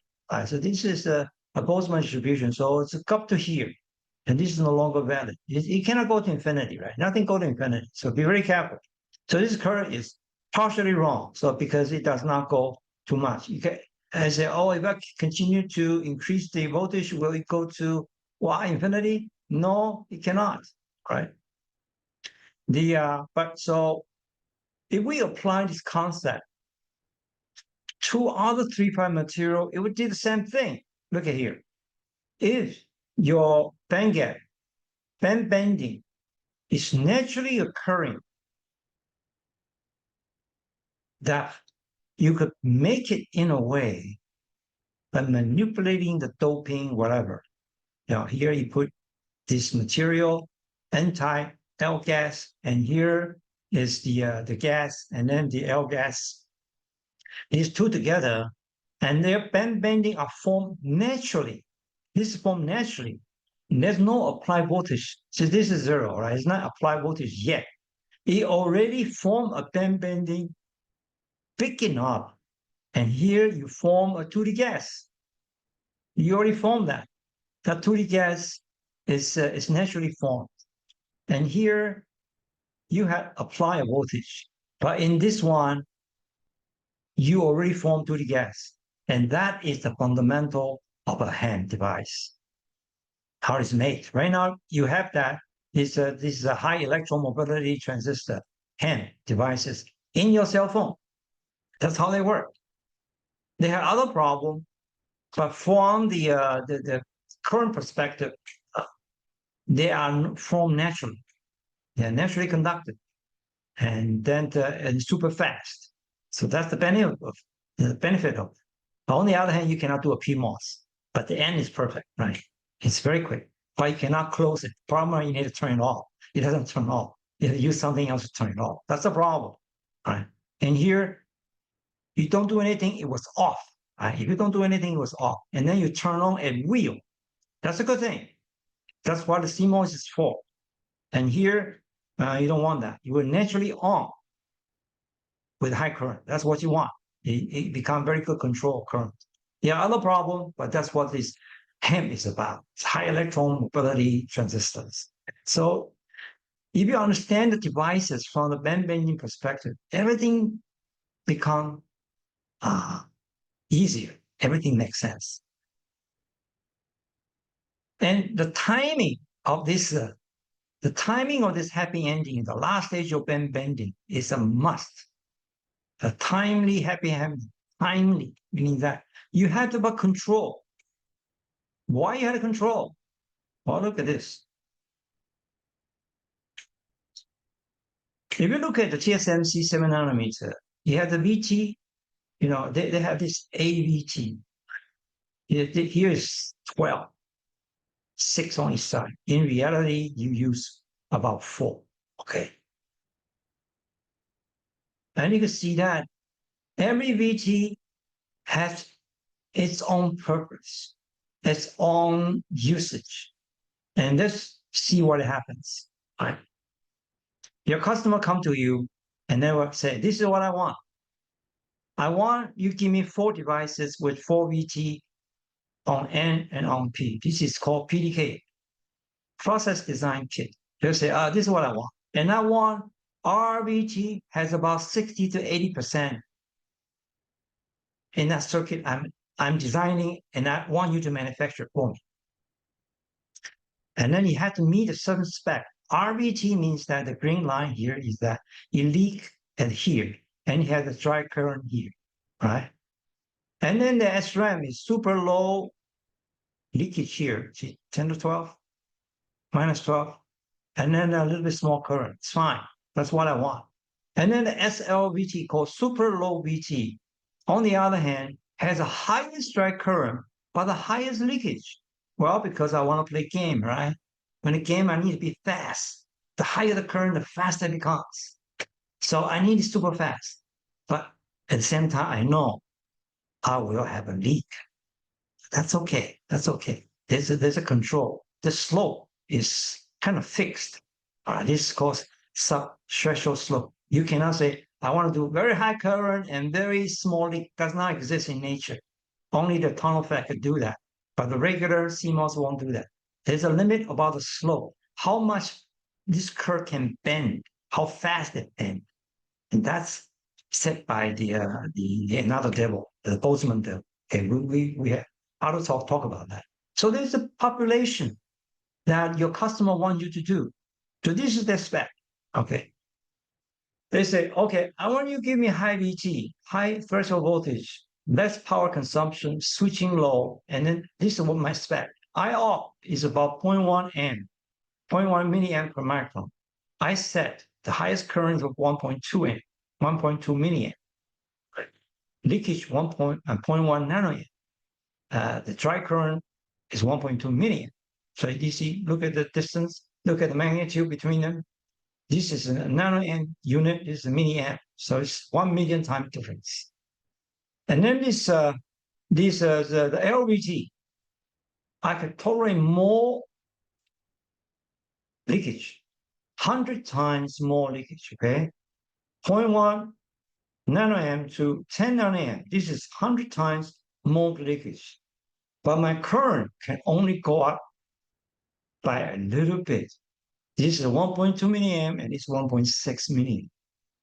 See, that's how the device works. The increase of dry current come at a huge cost of I-off. The I-off increased by 100 times. At the same time, your dry current can only increase by, 50 times, 50%. Not 50 times, 50%. Okay. All right. And that's the problem. So what happened with the Fermi level pinning? Fermi level pinning means that you cannot bend the band. If you cannot bend the band, then you have to more voltage.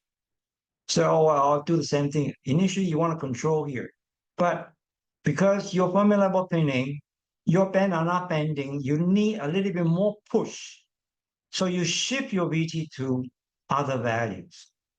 So that's fine. What's wrong with that? I just use that and then just say, suppose I'm designing here, and then you say you need to give more push. So you work here. So what's the problem? Well, the problem is that here I want you to at 80%. Here I only want you 20%.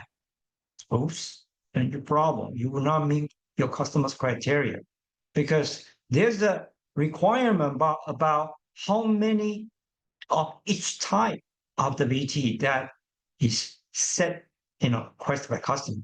In our VT, people that is a regular VT, right? That's one when you regularly browse your your online information on your phone.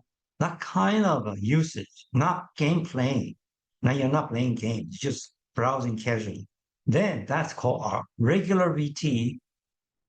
Pretty much 70% of circuit is on that. You only need 10, 15% for this high current, super low VT. Super low VT is very high current, but at the same time, very high leakage. And that's the reason your cell phone become very hot when you play a long game, when you watch a long video, right? So you cannot change this line. Each line has a different weight, a different number of requests. And so that's what I mean by formidable pinning impact. It will change your VT. The timely happy ending is so crucial. If you don't do it right, you're not happy ending in a proper time, useless, no yield. You'll be kicked out. Okay, so that's I explained to you about the band bending perspective. So now let's go back to free surface. Why free surface has an inner child CNL? Free surface. What's going on with the surface? That's a long story to tell. Let's go through that right now.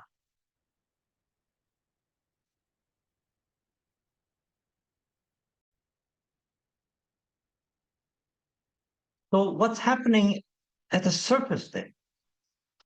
Bottom line is this. Too much freedom at surface is a disaster. This is the bulk. All right, this is the bulk. This is called EK space. The famous K dot P space, momentum, and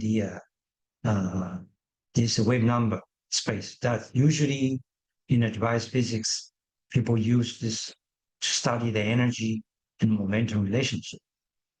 And you can see that the band gap in between are formed. Fermion life is good in the bulk. The band gap is a good thing. Make them happy. Trust me. But the fermion life at the free surface has no band gap. And that's bad, really bad. The reason is this. The free space, okay, the crystal in the bulk, they had a band gap. And they will live like this. the wave functions like is very nice. It's perfectly good in perfect crystal. Fermion wave function are happy. They're doing their thing. They form standing wave. They're very happy. Okay. And then they will actually travel like this. This is the ions, silicon, right? It's ions. They are confined in this space. I mean, confined is good. Confined is good. A confinement is good for fermion. They like to be confined. If they confine properly, they have a very high speed, very high mobility. The speed could go to 1 million centimeter per second. They could travel this so fast because they have been confined, just like a tiger mom. All right, educate the kid properly. The kids become, good in all aspects of life. But yeah, it's just like human life in good democracy. People flourish all kinds of aspects because they follow the same rule and values. Where this phenomenon apply to silicon fermion in silicon world as well. And the place which is very slow, like copper, actually, electron flow very slowly in copper. It's 1 centimeter per second. It's 1 million times slower. And that's the strength of silicon. The block wave travel inside the crystalline structure could travel not at light speed, but super fast. Okay. You look at this curve. They fly in the semiconductors. This is their speed. They go up to this is 10 million centimeter per second. Look at this. Depends on the field. The high field, right? Say typically here, this one, 0.1 megavolts per centimeters per centimeter. This field, they travel like, wow, 10 million centimeter per second. It's how fast they can be. Silicon is here. And silicon carbide is fast. Gallium nitride is fast. They're all very fast compared to copper. Let's look in the perfect example. If ion can tiger mine electron in a perfect manner, so this is called Cooper pair in a superconductor. Right? If you form this special unique so-called Cooper pair, then the electron will flow through this without any resistivity loss. So that's called superconductivity. The electron can flow left and right anywhere they want, without any resistance. Just like a perfect order. Somehow they form a perfect order. Everybody's looking for the perfect order, the perfect tiger mom to groom their babies. If they could do it, then the room temperature, then that's revolutionary. You're going to win a Nobel Prize. The previous one already did that. I'm talking about commercial use. If we could have a cheap way of forming a group of perfect tiger mom crystal structure, so that this fermion baby can travel inside without resistance loss, then that's the breakthrough. Hell, everybody's trying to do that. Okay. And in copper, on the other hand, they are not. They actually move. Look at the metal, the speed, the mobility. Okay. The electron mobility, which is centimeter square per volt per centimeter. It's very, very small for metals. And then very large for the other material. For example, this 2D gas. Remember, when I introduced this heterostructure, I have this 2D gas. Let's bring that picture back again. Okay. If I form a 2D gas by the proper band bending and I form an inversion naturally, the intrinsic mobility speed, 35 million. Oh my God. Okay. Silicon here. Where's silicon? Silicon is 1400. And polysilicon, what's that mean? It means that it's not perfect. It's polycrystalline. And and the mobility is what? 100. This is 1400. This means that you're not tiger mom enough. Amorphous will be much worse, right? Amorphous one. Look here. It's complete chaos. No tiger mom at all. Then the fermion, the electrons, cannot travel much at all. Right? Even worse than the metal. Okay.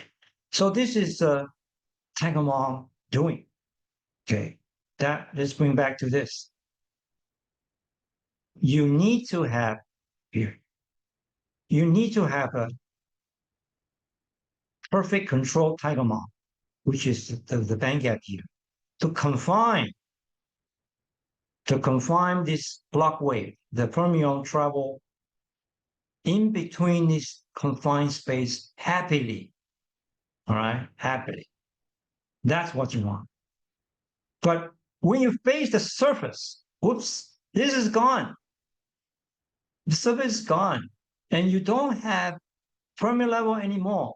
Okay, so what you do? You have to create something else. But why you don't have a bank anymore? Because you have a surface state.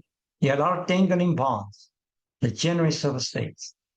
And then you need some other system. We don't know what it is yet. Of course, I'm going to tell you that's charge neutrality level, CNL. But at this moment, we don't know what to do with it. The life is in chaos. It could be anything. Forbidden gap means that the electron cannot be residing here. Your fermion cannot live here. That's what I call forbidden gap, right? But now in the surface, they could be anywhere. They could do anything they want. Well, it's just disaster. It's bad things. All right. But why is that? Oh, fermion gone wild, free surface. This is fermion standing wave. This is the wave. All right. This is the wave that I'm talking about. This is the wave. All right. I'll show a picture. This is the wave as the center piston model. And it was plotting it. This is the way. It's an sinusoidal wave that your fermion is very happy doing this. But this way, they have at least energy consumption. They are very stable.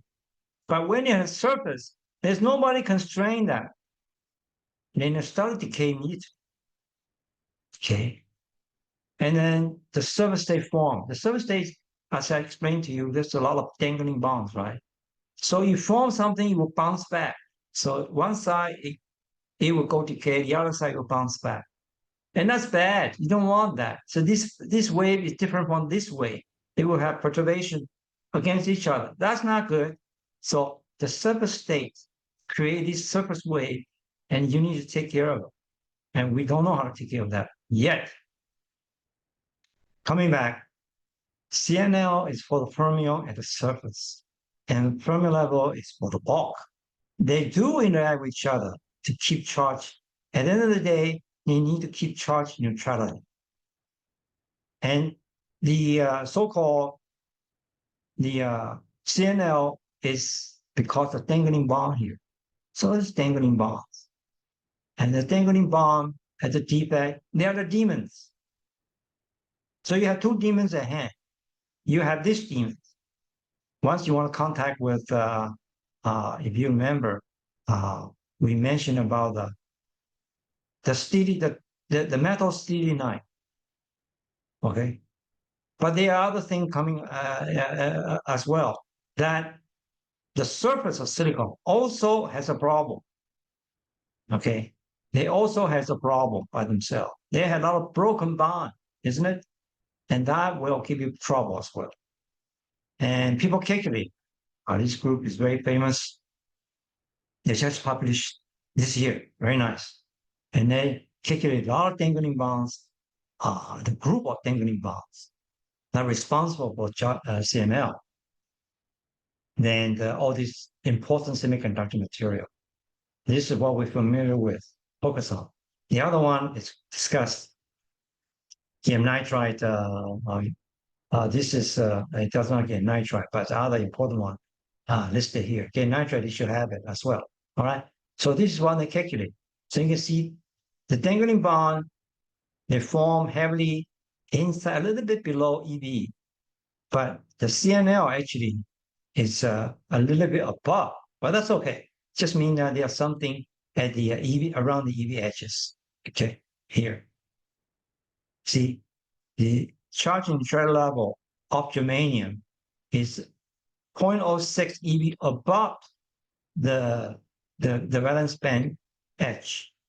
And in this theoretical calculation, the dangling bond is very close to below the EV, but they're close enough.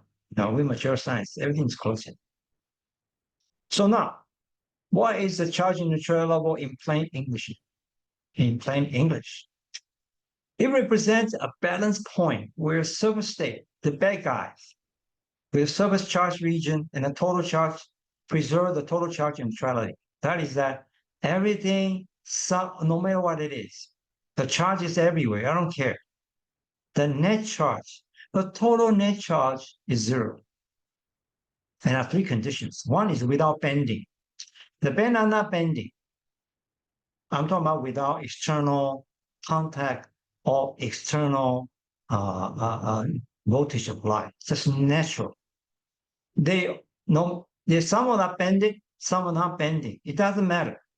The net charge has to be zero. All right, in these conditions. The only difference is that when you have a band bending going up, it's because your surface state are charged. There's some naturally charged here that the combination of them zero. But inside, for example, here, his field state is negative. All right, and positive band, this is spins up. All right, and then your space charge is positive. This is space charge, and surface SS is surface state. The S is SC, space charge. Space charge is the region where it bends. It's called band bending region or space charge region. Right? It's just abbreviated as the QS here. And if you see band bending going up, meaning that there's the space charge positive. Okay, then and here you have a negative because they have a negative charge on the surface to balance that. On the other hand, it could be the other way around. The band bending going downwards. You have the negative surface charge, and then you have a positive surface state charge. The sum of them has to be zero. And this actually is intrinsic property of semiconductor circuits. It's not bought. It comes with it, right? This is come with it. This CNL is the inner child of that given semiconductor. How do we describe that? How do we know where it sits? Right? How do we know where it sits? And that's a part that's mind-boggling. And that's what people did. They compare this with Fermi level. You look at the Fermi level in the bulk, right? If this is Fermi level picture we all know of, right? The electron originally sit here, it move up to the conduction band, it becomes a free electron here, and it leaves a hole inside. And that hole is hole. These are electrons. And the population of electron and holes are confined by this law called mass action law. Look at this formula. It's fixed. Once the temperature and band gap is fixed, this value is fixed. The product of N and P is whole, is fixed, the product. So one can be very, very high. If you move the Fermi level up, mean that there's a lot of electron here and very few hole here. But the product of them are constant as long as your band gap and temperature are fixed. So this is called the mass action law, which we described in one of our videos as well. It's a life force of silicon, right? That's a life force. But charge neutrality level is not defined that way. It has no mass action law, MAL. It has no mass action law equivalent. It has no band gap. Remember that when we described the Fermi level here? Here you have the band gap and Fermi level, but here you have no band gap. The energy is continuous. How do you define Fermi level that way. You can't. Only you can is have something similar we call CNL. Right? The CNL is the one you could do. And it turns out what you can do is that it defines the surface state above it is empty, and then complete field is filled, just like here. Imagine if at 0 degrees Celsius, there's no electron moving up at 0 degree. Everything is filled inside. So this is equivalent to this, and this is equivalent to that, but has no Fermi level between. Here you replace by the CNL. Right? And this CNL position, it turned out to be a fixed. It's pinned. But the distribution can change. How does it change? Let's go through that step by step. So this position is fixed here. Somewhere in any space is fixed.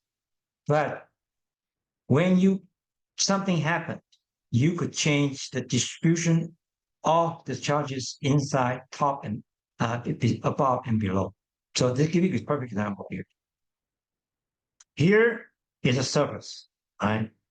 You could, if this is your charge neutrality level.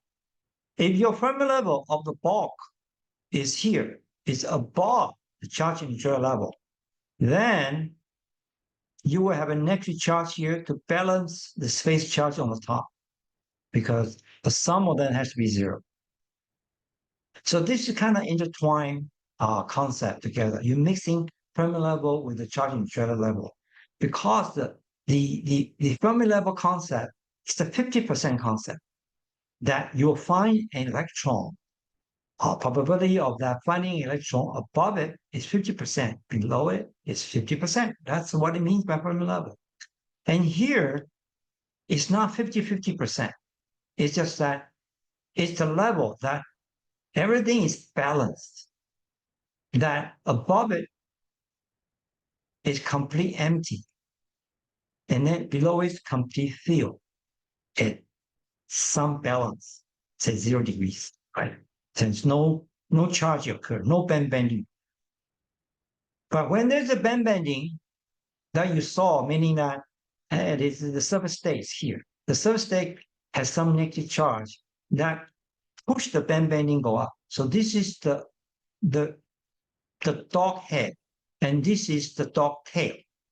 You need to have a surface defect state, and that charge or not is based on whether it's got a reference against the Fermi level here. So this is kind of intertwined and complex. But when you touch the metal, things get even worse. You have charges at the metal side, and then the defect. You have a defect, right? Surface state.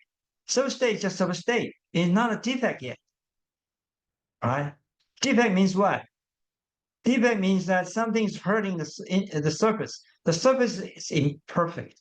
Silicon or germanium single crystal, the surface has dangling bonds. Dangling bonds itself is not a defect, right? It only happens when you want a device, you try to do something. But itself means that the bond is sticking outside, sticking its hand outside, want to grab another metal it does not have. And so that is kind of you cannot call it defect, right? It's not perfect, but it's not a defect. But when you have formed some other metal together, there's something going on between them. And they will have this called interfacial traps. And then this is called metal-induced gap state, the defect coming in. And it doesn't matter where coming in. The conclusion is that the defect charge time plus the space charge plus the metal charge, they all have to be neutral, which means the sum of them has to be 0. So in here, the 0 here, the band bending are different. These two bending are different. Here you have no metal, right? So your surface state has to balance. It could be charged, but it has to balance with a space charge. Or space charge will bend bending in a way to meet your requirement so that it will become 0. So this is your God-given, the bad guys. well, you're not bad guys. You lost your arm, or you're bonding, want to grab something, you cannot. That's a dangling bond. He's asking for something, you just didn't get it. That's it, something not there. And that has a charge associated with it when you go against a certain Fermi level. And then your surface charge will have to bend to meet the criteria that the net charge is zero. So why have to be zero? I cannot have a 0.1 then. Well, you can't, because if you do that, there will be a current flow. Your sample will heat up by itself.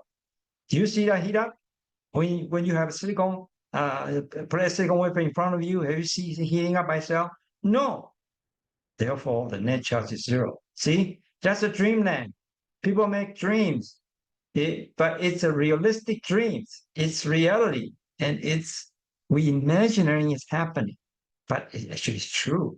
So that's why I keep mentioning dream, like that. That it's a Gedanken experiment. It's a thought experiment that we define this CNL, and later we'll find out it's true. It's amazing. But when you add something to it, right?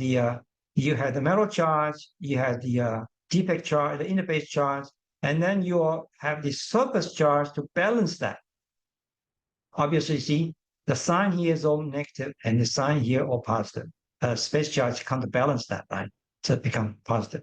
This is just one example specific to this system, which is the silicon carbide, right? Silicon carbide system.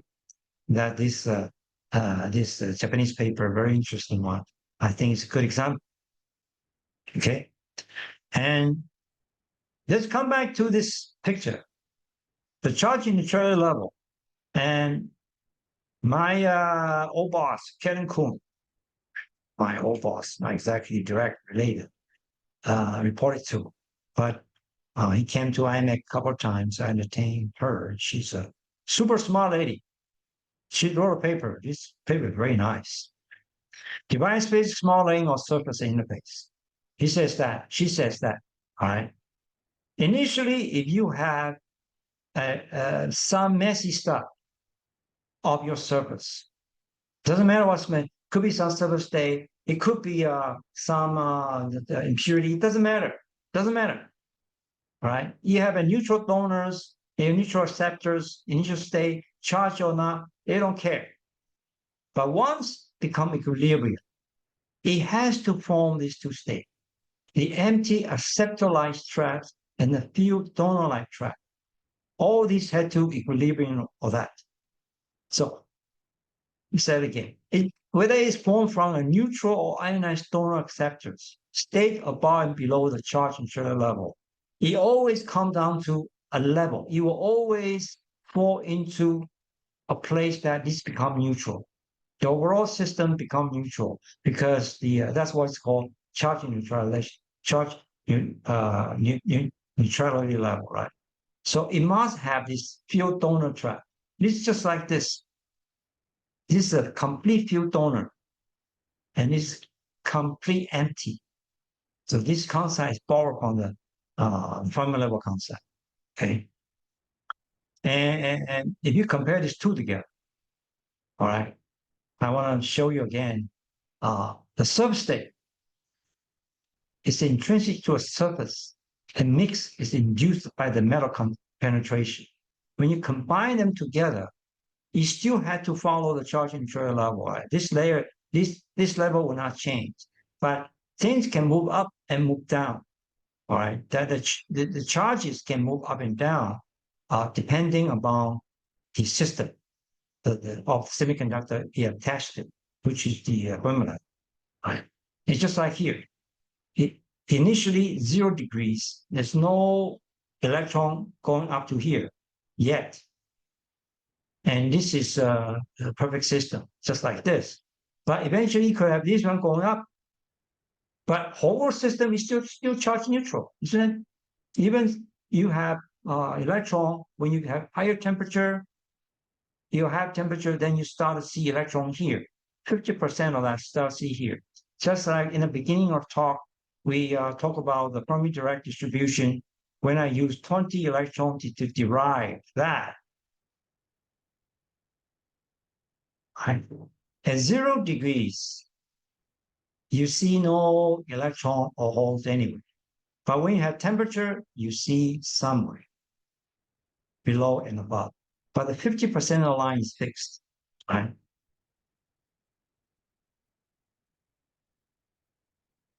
And that's the beauty of uh, the CNL. And let's look at what is the worst case. Why is the semiconductor has the worst charge neutrality level? What does that mean? Meaning that if you do experiment by changing the work function with respect to its energy, you see that germanium metal right here, it's not changing much. It's always at below zero point 0.1 electron volt. This is VB, the band edges of valence band. If you put something in between, they will shift their charge neutrality level. But okay, uh, not shifting per se, is that the energy response will go up to 0.6 volts, but still the slope here is very small, meaning that it has the worst for band bending. It does not bend, and that's pretty bad. But that's pretty bad. But people still use it. See here. So so this explains to you why germanium MFET is not going to work. The reason is that germanium Fermi level pinned near EV. This is what I meant by pin in the EV. That's the picture I show here, right? Here, CNL is close to the valence band. It is 0.06, but people do experiments. It's close to 0.1, 0.1.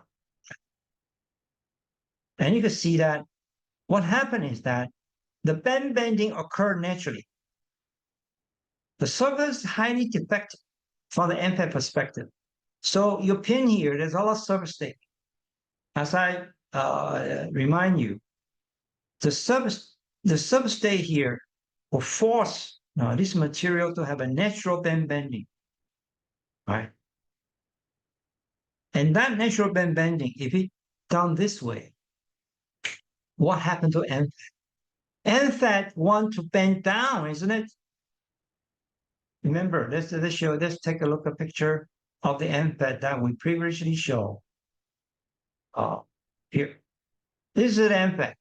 We push the voltage down so as that it will bend downwards. We're bending downwards because this is MFET. We want to bend downwards. And then you give me a material that is bending upwards already before I even apply any voltage.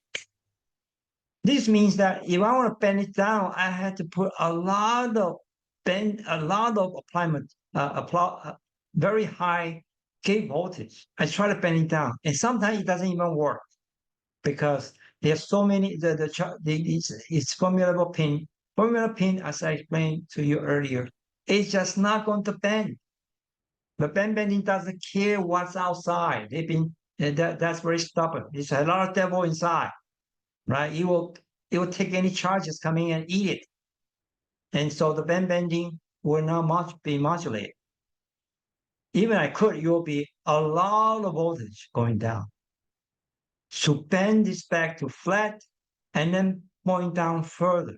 So that's the fundamental reason germanium has no MFET.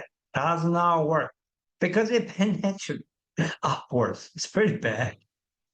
So PFET is a little better, right? The other way around. PFET is, life is good.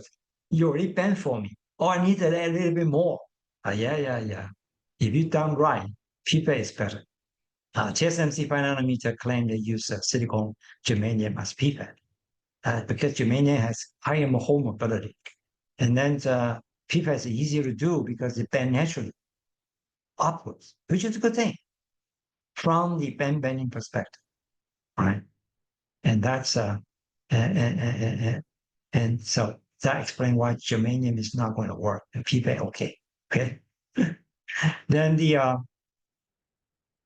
here's further explain to you again. This is what I meant.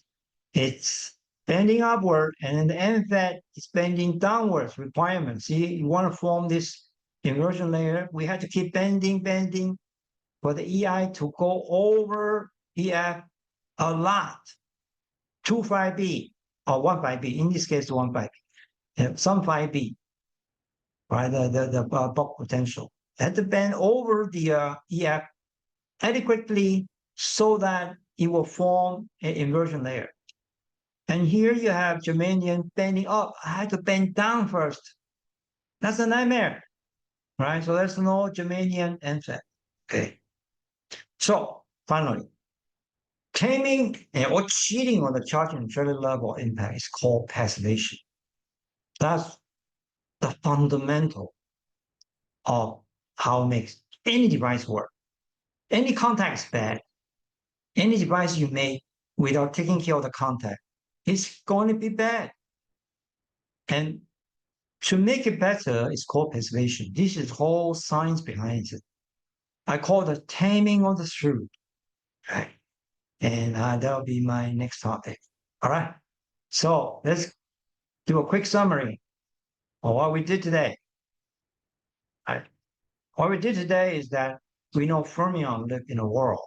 It's cruel, extreme hierarchical society that they like to be constrained. And then when it space the surface has no constraint, they are miserable and they have defects. And when they meet the metal is a bad guy.